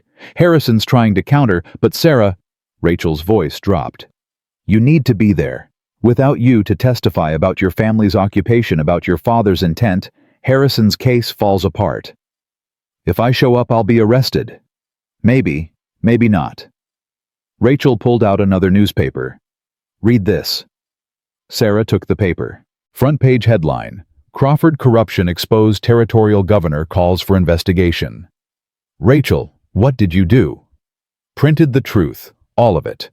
Crawford's intimidation tactics, the families he's destroyed, Thomas Gray's suicide, everything. Rachel's smile was fierce. The governor's office received 300 letters demanding action. Blackwood's under pressure to rule fairly or face public outrage. Crawford's lawyers are scrambling. This don't change the law. No, but it changes the politics. Blackwood's up for reappointment next year. He can't afford to look corrupt. Rachel grabbed Sarah's shoulders. Come to that hearing. Let them arrest you in front of a courtroom full of homesteaders and journalists. Make Crawford show his hand publicly. That's how we win, not just in court, but in the court of public opinion. Sarah thought about her siblings, about Nathaniel's promise, about everything that could go wrong. I'll be there. The night before the hearing, Nathaniel rode to Swift Hawk's trading post. Sarah saw him coming from a mile away, recognized the way he sat, his horse even in darkness. She met him in the yard, and for a moment, they just stared at each other. You're thinner, she said finally. So are you. He swung down, moved close, but didn't touch her. Sarah tomorrow. I know. I'm coming. I figured you would. That's why I brought this. He handed her a bundle. Clean dress belonged to my mother. Harrison thinks you should look respectable for court. Sarah unfolded the dress, simple but well-made dark blue wool that would have cost a month of her father's wages. Nathaniel, I can't. You can, and you will. My mother would have wanted you to have it. His voice roughened. She believed in fighting for what's right. Would have admired what you're doing. Your father thinks I'm destroying your life. My father destroyed his own life when he chose money over humanity. I'm just refusing to follow his path. Nathaniel finally touched her hands, gentle on her face. Sarah, whatever happens tomorrow, don't. She pulled back. Don't say goodbye. I can't hear that right now. Then hear this, I love you. Not because you're a charity case or a cause to fight for, Because you're the bravest, stubbornest, most frustrating woman I've ever met. Because watching you fight taught me what courage actually looks like." His voice dropped to barely a whisper. "And when we win tomorrow, when your land is secure and you're safe, I'm going to ask you to marry me. So don't you dare give up before I get that chance." The words hit Sarah like a fist to the chest. Marriage, a future. Things she'd stopped letting herself imagine. "Nathaniel, you don't got to answer now. Just had to say it before tomorrow in case—" He stopped, seemed to catch himself. Just had to say it. Sarah knew she should protest. Should remind him she came with 3 children and debt and a life of hardship he'd never experienced. Should tell him marrying her would mean poverty and struggle and nothing like the life he'd known. Instead, she kissed him. It was brief, fierce, full of everything she couldn't say. When she pulled back, Nathaniel's eyes carried something that looked like hope. "That's not an answer," he said. "It's not a no. I'll take it." He stepped back, seemed to gather himself. "Dawn tomorrow. Harrison wants us at the courthouse early. Your siblings will be there. I tried to talk them into staying home, but Ethan refused. Said their place is beside their sister. He's 14. He shouldn't have to. He's the man you raised him to be. Let him stand with you." Nathaniel moved toward his horse. "Get some sleep, Sarah. Tomorrow we win your home back. Or lose everything trying? Then we lose together." He swung into the saddle. "But I ain't planning on losing." After he left, Sarah sat in Swift Hawk's cabin with the dress spread across her lap. Marriage. The word felt foreign, impossible. She'd spent so long focused on survival that the idea of a future beyond keeping her family fed seemed like foolish dreaming. But Nathaniel made her want to dream again. Made her want to believe that fighting wasn't pointless, that courage mattered, that maybe, just maybe, the world could be better than she'd learned to expect. She fell asleep with those dangerous thoughts and woke at dawn with terror sharp in her throat. Today. Everything decided today. Swift Hawk was already up coffee brewing. He handed her a cup without comment, just nodded toward the dress. "You should wear it. Judge needs to see you as a person, not just a legal problem." Sarah changed, fumbling with buttons. Her rough hands weren't used to managing. The dress fit well enough. Nathaniel's mother must have been about her size. It felt strange wearing clothes that fine, like she was pretending to be someone she wasn't. "You look proper," Swift Hawk said. "Like someone who deserves what she's fighting for." "I look like I'm wearing someone else's life." "Maybe. But sometimes pretending to be strong is how you become strong." He handed her bread and cheese. "Eat. You'll need energy for what's coming." The ride to Cheyenne took 3 hours. Sarah made it alone. Swift Hawk couldn't afford to be seen helping her publicly, not with Crawford's reach. She arrived at the territorial courthouse just after 9, and the sight stopped her cold. The steps were packed with people. Homesteaders by the look of them. Rough clothes, weathered faces, families clustered together. They held signs, "Justice for Bennett." "Crawford corruption must end." "Homesteaders stand together." Rachel Finch moved through the crowd, notebook in hand, documenting everything. When she saw Sarah, her face split into a fierce grin. "You came." "Said I would. These people showed up for you. 27 families risking Crawford's retaliation to support your case." Rachel gestured to the crowd. "You inspired them, Sarah. Gave them courage to stand up." Sarah's throat tightened.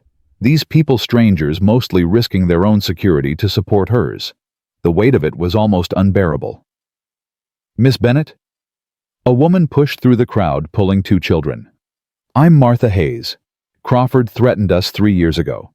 We didn't fight, took his money and left. Been regretting it ever since. You fight, hear me. You fight for all of us who didn't." Others pressed close, offering support, sharing stories of Crawford's intimidation. Sarah felt overwhelmed by their faith in her, their belief that one woman's fight could change anything. Then Ethan's voice cut through the crowd. "Sarah!" Her brother crashed into her arms, tight around her waist.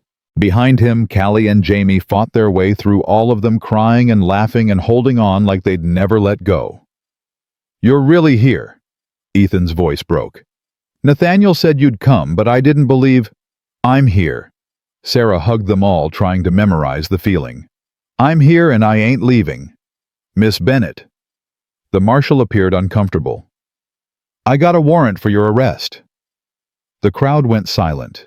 Sarah felt her siblings tense, felt the collective anger rising from the homesteaders. But she kept her voice level. I know you do. You gonna execute it now in front of all these witnesses, or you gonna let me attend my hearing first? The marshal looked at the crowd, at the journalist documenting every word, at Rachel Finch's sharp smile. He made a decision. After the hearing, if Judge Blackwood orders it. Fair enough. Sarah took her siblings' hands. Let's go find out if justice still exists in Wyoming territory. Inside the courtroom was packed. Sarah's side filled with homesteaders and supporters. Crawford's side held businessmen in expensive suits, territorial officials, the machinery of power and wealth. And at the front behind the prosecutor's table, Clayton Crawford sat like a king surveying his kingdom. His eyes found Sarah cold and dismissive. Then they moved to Nathaniel sitting at the defense table beside Harrison, and something ugly crossed his face. Nathaniel didn't flinch, just stared back at his father with quiet defiance. Judge Blackwood entered, and the crowd rose. Cornelius Blackwood was 52, gray-haired, with the careful expression of a man who'd learned to reveal nothing. He surveyed the packed courtroom with evident displeasure. This is a property hearing, not a public spectacle, he said. I'll have order, or I'll clear this room. Your Honor. Harrison stood. The people present have legitimate interest in this case. It affects property rights throughout the territory. I'll decide what's legitimate, Mr. Harrison. Blackwood shuffled papers. Let's proceed.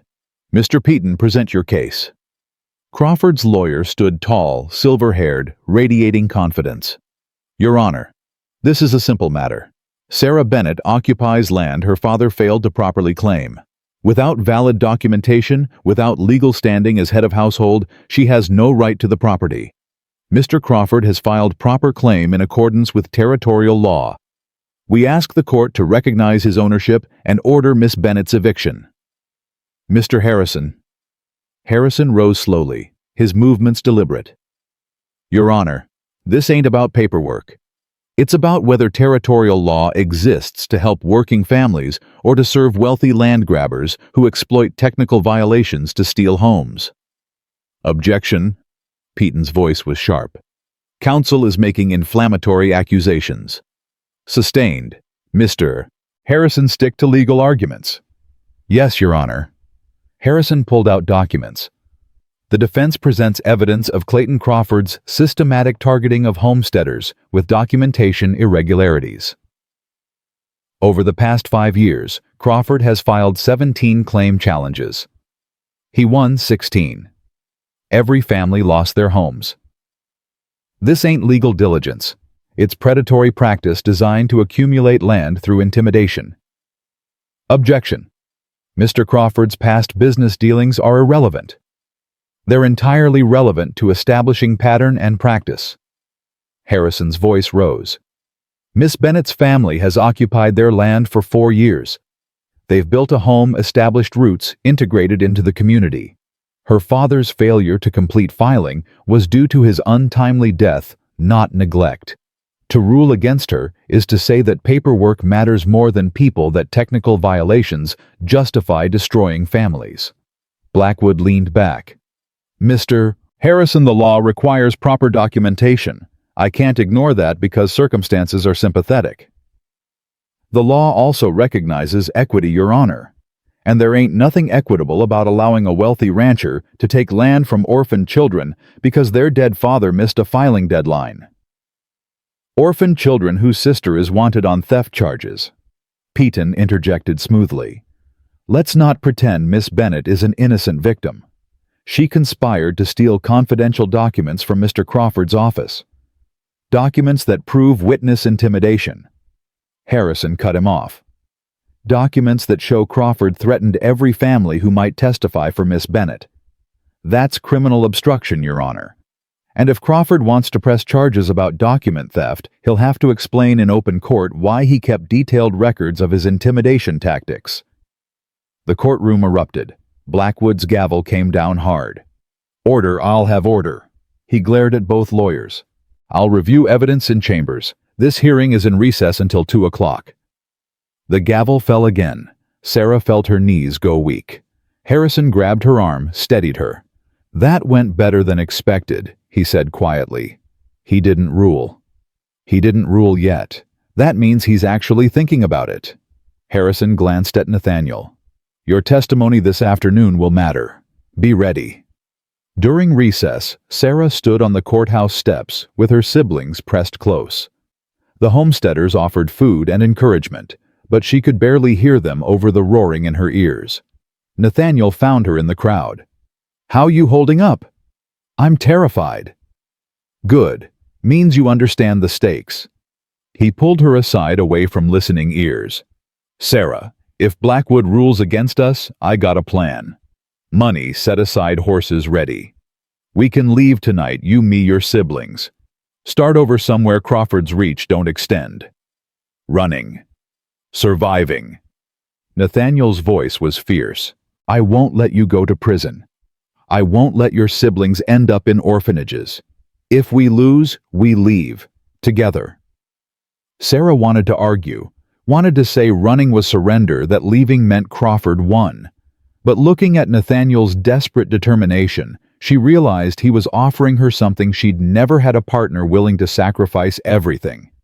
"Let's win first. Run later if we have to." "Deal." The afternoon session started with Nathaniel's testimony. He took the stand with visible nervousness, but his voice stayed steady as Harrison led him through questions. "Mr. Crawford, how long have you known the Bennett family?" 6 weeks. "And in that time, what have you observed about their occupation of the disputed property?" "A family that's built a home through honest labor. A woman raising 3 children alone, maintaining property. Her father developed, doing everything the Homestead Act requires, except completing paperwork she didn't know how to file." "Why did you choose to help Miss Bennett?" Nathaniel's eyes found his father. "Because I watched my father destroy families for profit. I decided I didn't want to be that kind of man." Piton stood for cross-examination, his smile predatory. "Mr. Crawford, you admit you stole confidential documents from your father's office." "I took evidence of illegal witness intimidation." "That's not what I asked. Did you or did you not enter your father's office without permission and remove private papers?" "I did." "So you're a thief." "I'm someone who chose justice over blind loyalty." Noble words. "Tell me, Mr. Crawford, do you have romantic feelings for Miss Bennett?" The question hung in the charged air. Nathaniel's jaw tightened. "What's that got to do with property law?" "It establishes bias. You're not a disinterested witness. You're a man trying to impress a woman by playing hero." Piton moved closer. "How much money have you given Miss Bennett?" "I paid her lawyer's retainer." "How much?" $500. Gasps rippled through the courtroom. Piton smiled. $500 to a woman you barely know. Sounds less like legal assistance and more like buying favor. "Tell me, Mr. Crawford, what exactly are you expecting in return?" "Objection." Harrison was on his feet. "Counsel is implying impropriety. I'm establishing that this witness has personal motivations that compromise his testimony." Piton turned back to Nathaniel. "You're estranged from your father, correct? Disinherited." "I left his house by choice." "Because he disapproved of your involvement with Miss Bennett." "Because I disapproved of his systematic destruction of homesteader families." "Or because you're a young man infatuated with a woman and willing to destroy family relationships to pursue that infatuation." Piton's voice dripped disdain. "Your testimony isn't about justice, Mr. Crawford. It's about impressing a girl." "That's a lie." "Is it? Then explain why you've spent 6 weeks at the Bennett property. Why you've paid her legal fees. Why you've turned against your own father." "Because my father is wrong." Nathaniel's voice cracked. "Because watching him destroy Thomas Gray's family taught me that silence is complicity." "Because I love Sarah Bennett, yes, but that don't make my testimony false." It makes it honest." The words echoed in the stunned courtroom. Sarah felt tears burn her eyes as Nathaniel continued. "You want to know why I'm here? Because my mother raised me to care about people more than profit. Because I watched my father become someone she'd be ashamed of, and I refused to follow that path. Because Sarah Bennett showed me what courage looks like, and it ain't sitting in a mansion pretending legal theft is justice." Peyton opened his mouth, but Blackwood cut him off. "Enough. Step down, Mr. Crawford." Nathaniel returned to his seat, not looking at anyone. Harrison leaned close, whispered something. Then he stood. "Your Honor, the defense calls Sarah Bennett." Sarah's legs barely held her as she walked to the stand.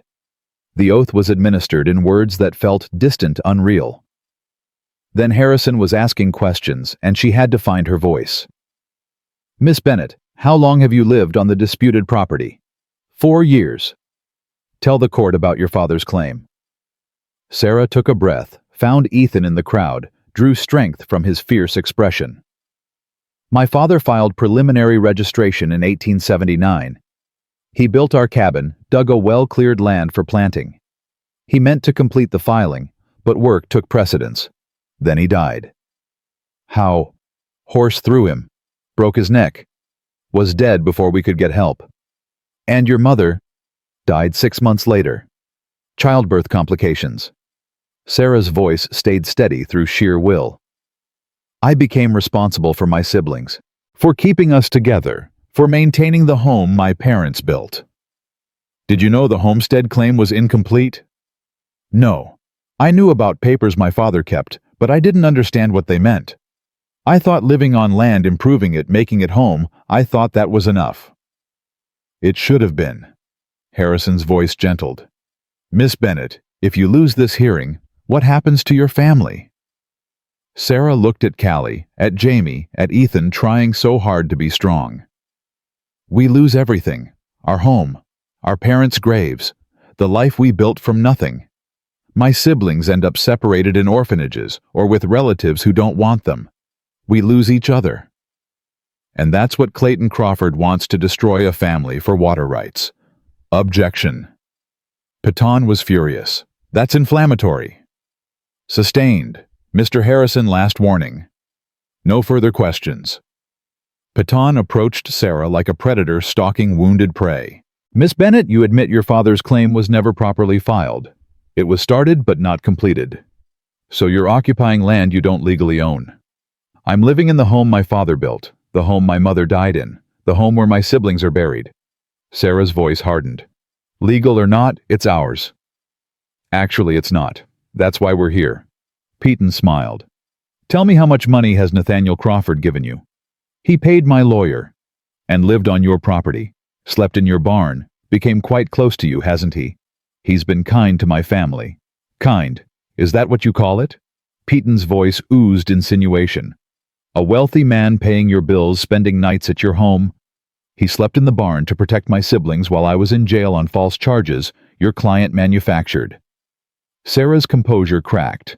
"Don't you dare imply something shameful about a man who's shown more integrity than anyone in this courtroom." "Miss Bennett." "No. You want to paint me as some scheming woman using Nathan for money. Here's the truth. I tried to refuse his help. Tried to send him away. He stayed because he cares about justice, not because I seduced him into betraying his father. That's not. I got nothing to offer Nathaniel Crawford. No money, no connections, no future that don't include hardship and struggle. But he looked at my family and saw people worth fighting for. That's more than you or your client have ever done." The courtroom erupted in applause. Blackwood's gavel fell repeatedly. "Order Miss Bennett step down. Mr. Harrison, Mr. Peyton Chambers, now."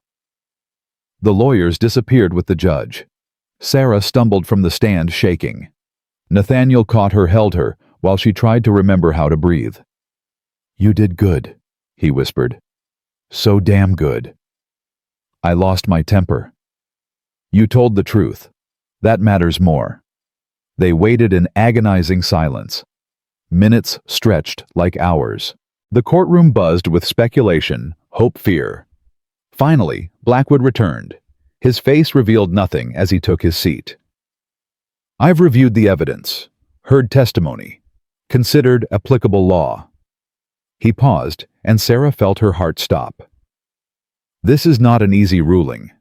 The law clearly states homestead claims require proper documentation.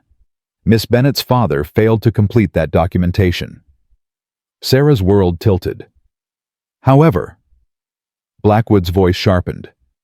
The law also recognizes equity. The evidence shows that Sarah Bennett has maintained continuous occupation, made substantial improvements, and fulfilled every requirement of homestead law except bureaucratic filing. Further evidence suggests Mr. Crawford has systematically targeted families with similar documentation issues, not to enforce law, but to acquire land through legal intimidation. Hope flared desperate and painful. Therefore, I rule as follows. Sarah Bennett's homestead claim is validated. She has 60 days to complete all filing requirements with fees waived due to financial hardship. The property is legally hers, and Clayton Crawford's claim is denied. The courtroom exploded. Sarah couldn't hear through the roaring in her ears, couldn't see through tears, couldn't breathe past the relief crushing her chest. They'd won. Against every odd, against power and money, and a system designed to favor men like Crawford, they'd won. Nathaniel pulled her close, both of them crying, laughing, holding each other like they'd never let go. Her siblings crashed into them, all 5 of them, tangled together in victory. Harrison was shaking hands with homesteaders. Rachel Finch was writing furiously. The crowd was chanting Sarah's name. And at the front of the courtroom, Clayton Crawford sat frozen, his empire cracking around him. Justice had come to Wyoming territory, and Sarah Bennett had forced it to arrive. The celebration lasted exactly 12 minutes before reality crashed back in. Sarah stood on the courthouse steps, surrounded by cheering homesteaders when she saw Clayton Crawford emerge. The crowd parted instinctively, sensing danger. Crawford's face was stone, but his eyes burned with cold fury as they fixed on his son. "Nathaniel, a word." "We got nothing to say to each other." Nathaniel kept his arm around Sarah, protective. "We got plenty to say, in private." Crawford's voice dropped. "Unless you want these good people to hear what I got planned for the woman you just ruined your life defending." Sarah felt Nathaniel tense. "You threatening her?" "I'm stating facts. Judge Blackwood gave her 60 days to complete filing. Filing requires fees, surveys, documentation, all things that cost money she don't have." Crawford's smile was knife-thin. "You helped her win in court, son. But court victories don't pay bills, don't feed children, don't survive Wyoming winters. I'll help her." "With what? You got no income, no property, no future. I made sure of that." Crawford moved closer. "You're disinherited, Nathaniel, completely. No money, no land, no claim to the Crawford name. Everything you might have inherited goes to Marcus now." The words hit like physical blows. Sarah saw Nathaniel's face go white, saw the reality of what he'd sacrificed finally becoming real. "I don't care about your money. You will. When winter comes and you can't feed those children you've appointed yourself guardian of. When Sarah's siblings are cold and hungry and looking to you for help, you can't provide." Crawford's voice was almost gentle now, which made it more terrifying. "You made your choice, son. Live with it. But don't pretend it won't cost you everything." He walked away, leaving Nathaniel standing rigid with shock. Sarah grabbed his hand, squeezed hard. "Don't listen to him. We'll figure it out." "He's right, though." Nathaniel's voice came out hollow. "I got no way to support you. No skills except ranching, and no ranch will hire me now, not when it means crossing my father." "Then we'll manage without Sarah." He turned to face her. "I love you. I want to marry you, build a life with you. But what kind of life can I offer I can't even provide for myself, let alone you and 3 children?" The fear in his voice scared her more than Crawford's threats. "You saying you're leaving. I'm saying I don't know how to stay." Nathaniel pulled away, ran his hands through his hair. "I thought if we won, everything would work out. But winning just means we get to keep struggling. And I don't. He stopped, looking lost. I don't know how to survive struggle, Sarah. I've never been poor, never been without resources. What if I'm useless to you? Sarah wanted to comfort him, wanted to promise everything would be fine. But honesty mattered more than comfort. Then you learn. Same way I learned after my parents died. Same way we all learn, by doing it scared and hoping you don't fail too badly. She grabbed his face, made him look at her. You think I wasn't terrified every day? Think I knew how to keep my family alive? I just did it because the alternative was giving up. That's what you do now. What if I fail you? Then you fail me trying. That's more than most men would do. Sarah's voice hardened. Your father thinks you'll give up. Thinks you're too soft, too privileged. Prove him wrong, Nathaniel. Or prove him right and leave. But decide now, because I can't carry your doubts on top of everything else. The harshness in her voice shocked them both. But Nathaniel needed to hear it. Needed to understand that she required a partner, not another dependent. He was quiet for a long moment. Then, you're right. I'm sorry. Don't apologize. Just decide. I already decided. I'm staying. His voice grew stronger. I'm staying, and I'm learning, and I'm going to be the kind of man you deserve. Even if it takes years. Even if I'm terrible at it. You won't be terrible. Sarah softened slightly. You'll be frustrating and stubborn and probably useless at cooking, but you won't be terrible. How do you know? Because you fought your own father for us. That's not something terrible men do. Rachel Finch interrupted with news that made Sarah's victory feel less certain. I just spoke to the land office. Completing your filing will cost $375. Survey fees, processing fees, legal documentation fees. You got 60 days to come up with it. $375. It might as well have been $3,000. Where am I supposed to get that kind of money? Same place most folks get at work. Rachel's voice was practical, not unkind. You got skills, Sarah. Your mother was a teacher. You could teach homesteader children. That pays maybe $5 a month. I'd need 6 years to save enough. Then you find other work too. Take in laundrymen clothes, whatever it takes. Rachel squeezed her shoulder.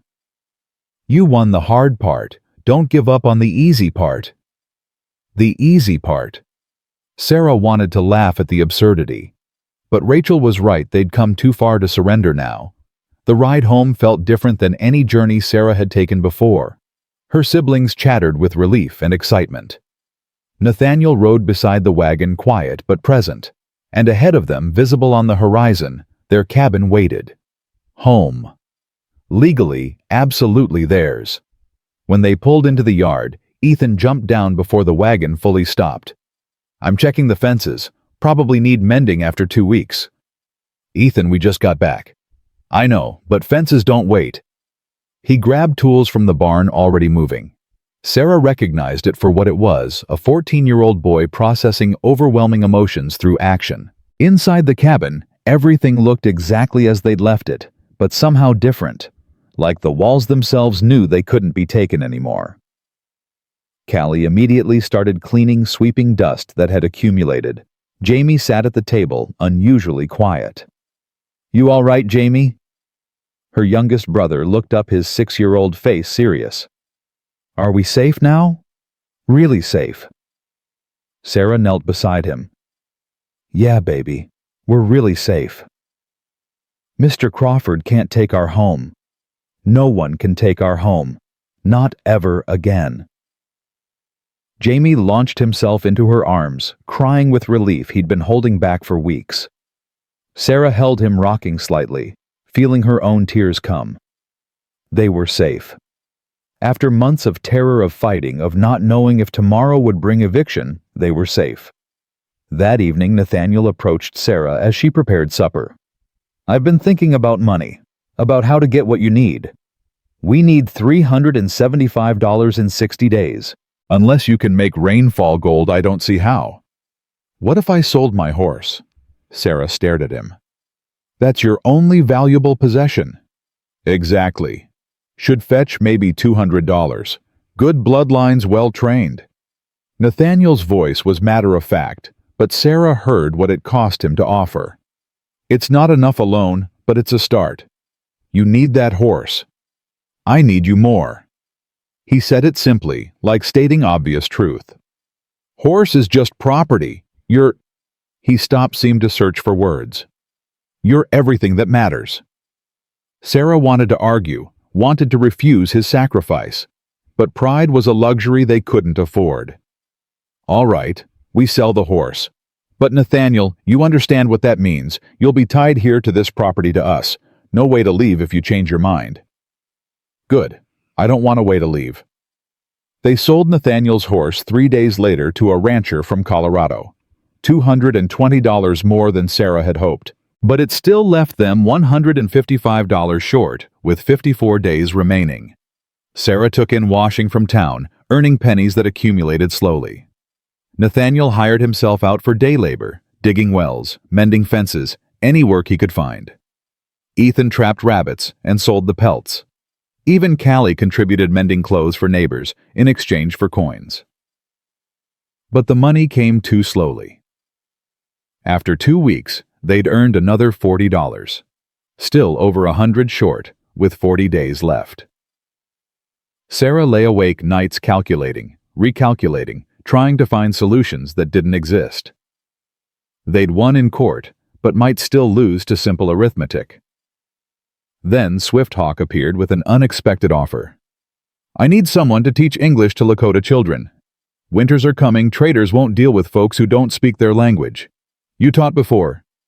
My mother did. I helped her. Sarah's mind raced. How much does it pay? $2 per week. 10 children, 3 days a week. $2. Not nearly enough, but something. I'll do it. Starts tomorrow. Bring your sister if she wants to help. I'll pay her 50 cents weekly. Callie jumped at the chance. The two of them rode to the trading post 3 days a week, teaching basic English to children who learned faster than Sarah expected. It was exhausting work on top of everything else, but it was income. 30 days left, they'd scraped together $280, still 95 short. Nathaniel came home one evening face bruised, moving stiffly. Sarah's stomach dropped. What happened? Marcus found me in town, had words, then fists. Nathaniel touched his split lip gingerly. He said Father's offering a bounty. Anyone who hires me gets blacklisted from Crawford business. That's why work's been scarce lately. Your father's still fighting us. He won't stop until we're broken. That's who he is. Nathaniel sank into a chair with a wince. But Sarah, I got an idea. Dangerous, probably stupid, but it might work. Tell me. There's a horse race next week in Cheyenne. Winner takes $300. I'm a decent rider, and if I can borrow a fast horse. You don't have a horse. You sold yours for us. I know, but Samuel Washington's got a mare fast, good temperament. He might let me ride her if I promise him half the winnings. Sarah wanted to say no, wanted to forbid this risky plan, but they were running out of options. What if you lose? Then we're where we are now, short of money with time running out. But if I win, we're done. Fees paid, filing complete, no more worrying. You could get hurt. I could. But Sarah, we're dying slowly by pennies. Sometimes you got to risk everything to win anything. She recognized her own philosophy reflected back at her. Recognized that Nathaniel was becoming the partner she needed, someone willing to gamble when safe options didn't exist. All right, ask Samuel about his horse. Samuel Washington agreed, but his price was steep, 2/3 of the winnings if Nathaniel won. That left them with only $100 from a victory, still short of what they needed. But it was their best shot. The morning of the race, Nathaniel looked terrified and determined in equal measure. Sarah helped him saddle the mare, checked every buckle twice. Don't die doing this. I'll try my best not to. He tried to smile, but it came out shaky. Sarah, if something happens, nothing's happening. You're riding a race, winning money, coming home. She grabbed his shirt, pulled him down to her height. "You hear me? You're coming home." "Yes, ma'am." He kissed her hard and desperate, then swung into the saddle. Sarah stood with her siblings watching him ride toward town. Callie slipped her hand into Sarah's. "He'll win." "How do you know?" "Because he has to. Because we need him to. Because God wouldn't bring us this far just to let us fail now." Sarah wished she had her sister's faith.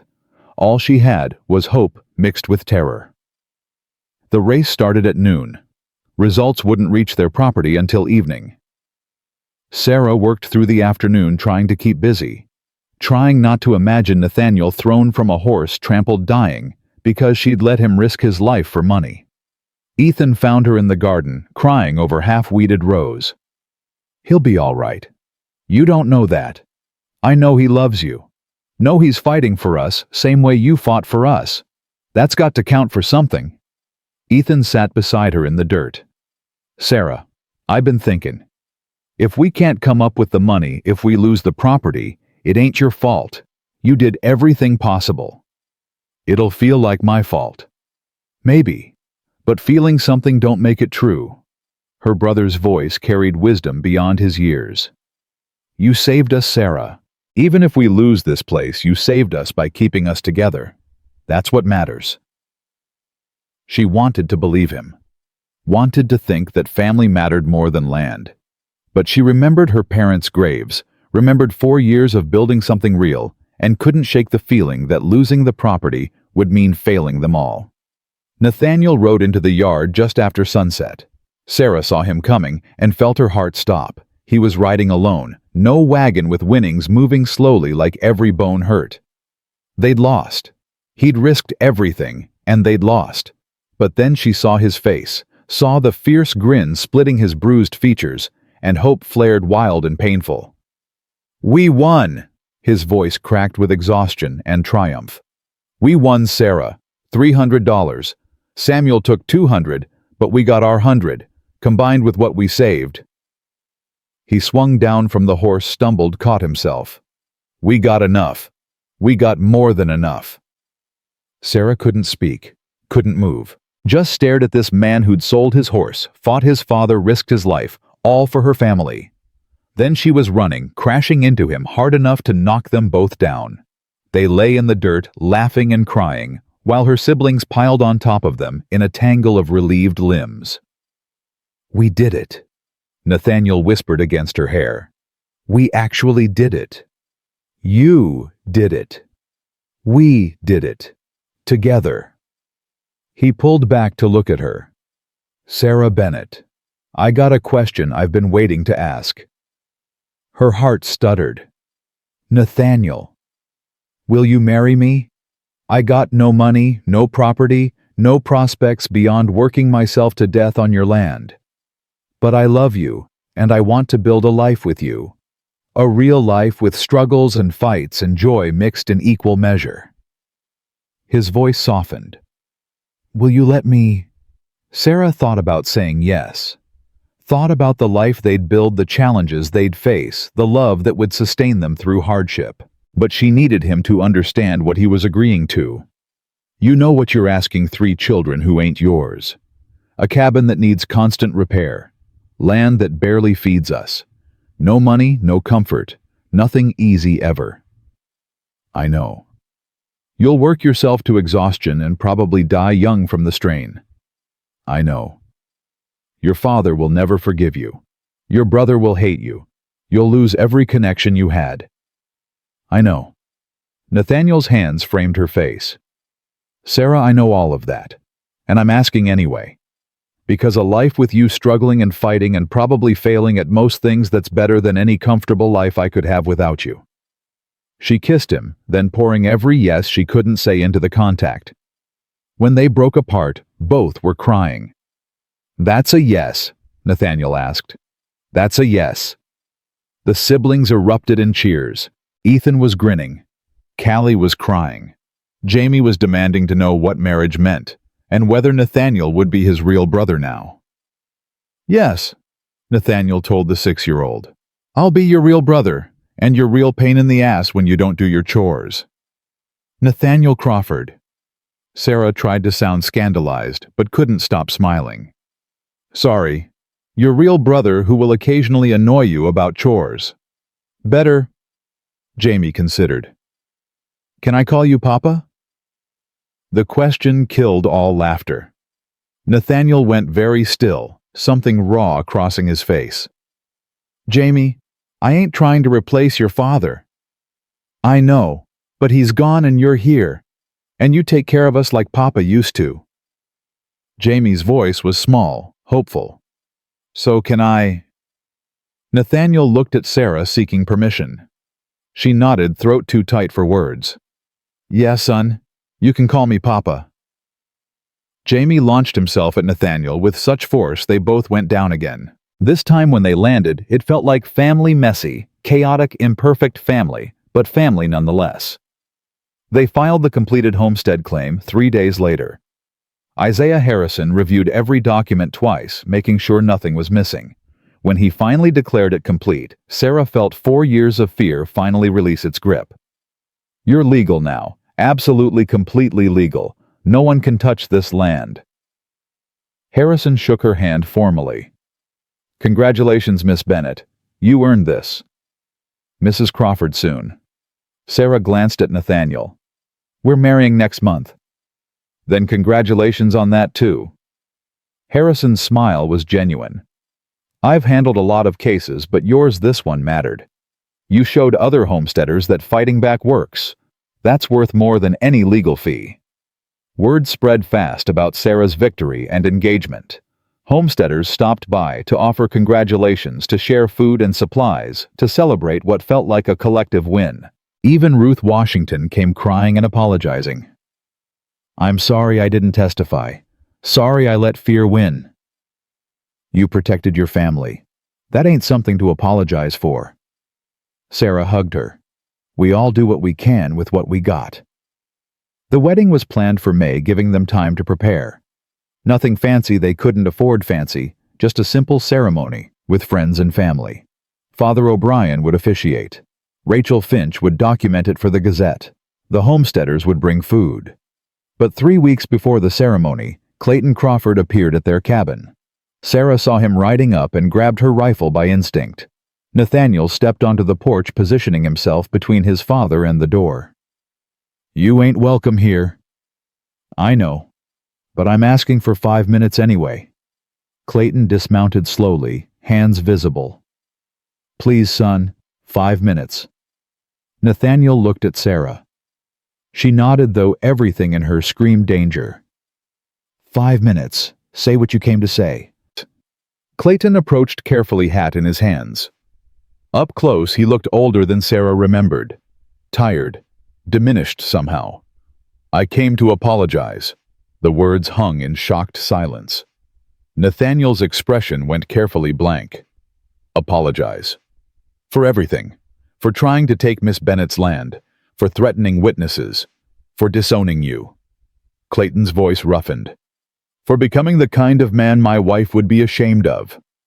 Why now? Nathaniel's voice was cold. After everything you did, why apologize now? Because I've been thinking about your mother, about what she'd say if she could see what I've become, about Thomas Gray's widow who spit on me in town yesterday and called me a murderer. Clayton's composure cracked slightly. About the fact that I drove away my only decent son, and for what water rights another section of land I don't need. Yes, for exactly that. Nathaniel didn't soften. You destroyed families, Father, ruined lives. You can't apologize that away. I know, but I can stop doing it. Clayton pulled papers from his coat. This is a deed transfer. 200 acres adjoining Miss Bennett's property. It's yours, legal gift, no strings. Consider it a wedding present. Sarah's mind reeled. 200 acres. That would more than double their land, give them room to expand, to build real prosperity. Why would you do this? Suspicion colored Nathaniel's voice. Because your mother left me a letter. Told me to read it if I ever lost sight of who I wanted to be. Clayton's hands shook slightly, holding the deed. I read it last week. She said if I ever drove you away through my own greed, I should know I'd failed. Not as a rancher, not as a businessman, as a man. Silence stretched painful and raw. I'm not asking for forgiveness. Clayton continued quietly. I don't deserve it, but I'm asking you to take this deed. Let me do one right thing after so many wrong ones. Nathaniel looked at Sarah. She saw the conflict in his face, the part that wanted his father's approval warring with the part that knew acceptance might mean condoning what had been done. Take it, Sarah said softly. Not because he deserves forgiveness, because we deserve that land. Nathaniel took the deed with reluctant hands. This don't fix what you did. I know. Don't expect me to suddenly welcome you back into my life. I don't. Clayton moved toward his horse, then paused. But Nathaniel, for what it's worth, I'm proud of you. Your mother would be proud of you. You became the man she hoped for even when I tried to make you something else. He rode away before Nathaniel could respond, leaving them standing in the yard with a deed that changed everything. He's trying, Sarah said carefully. Might be too late, might not be enough, but he's trying. I know. Nathaniel stared at the paper. Don't mean I forgive him. Don't mean you have to, but maybe someday. Maybe, but not today. The wedding happened on a brilliant May morning. Sarah wore a dress Rachel Finch had helped her sew, simple blue cotton, nothing fancy. But it was hers, and it was clean, and it was enough. Her hair was braided with wildflowers Callie had picked at dawn.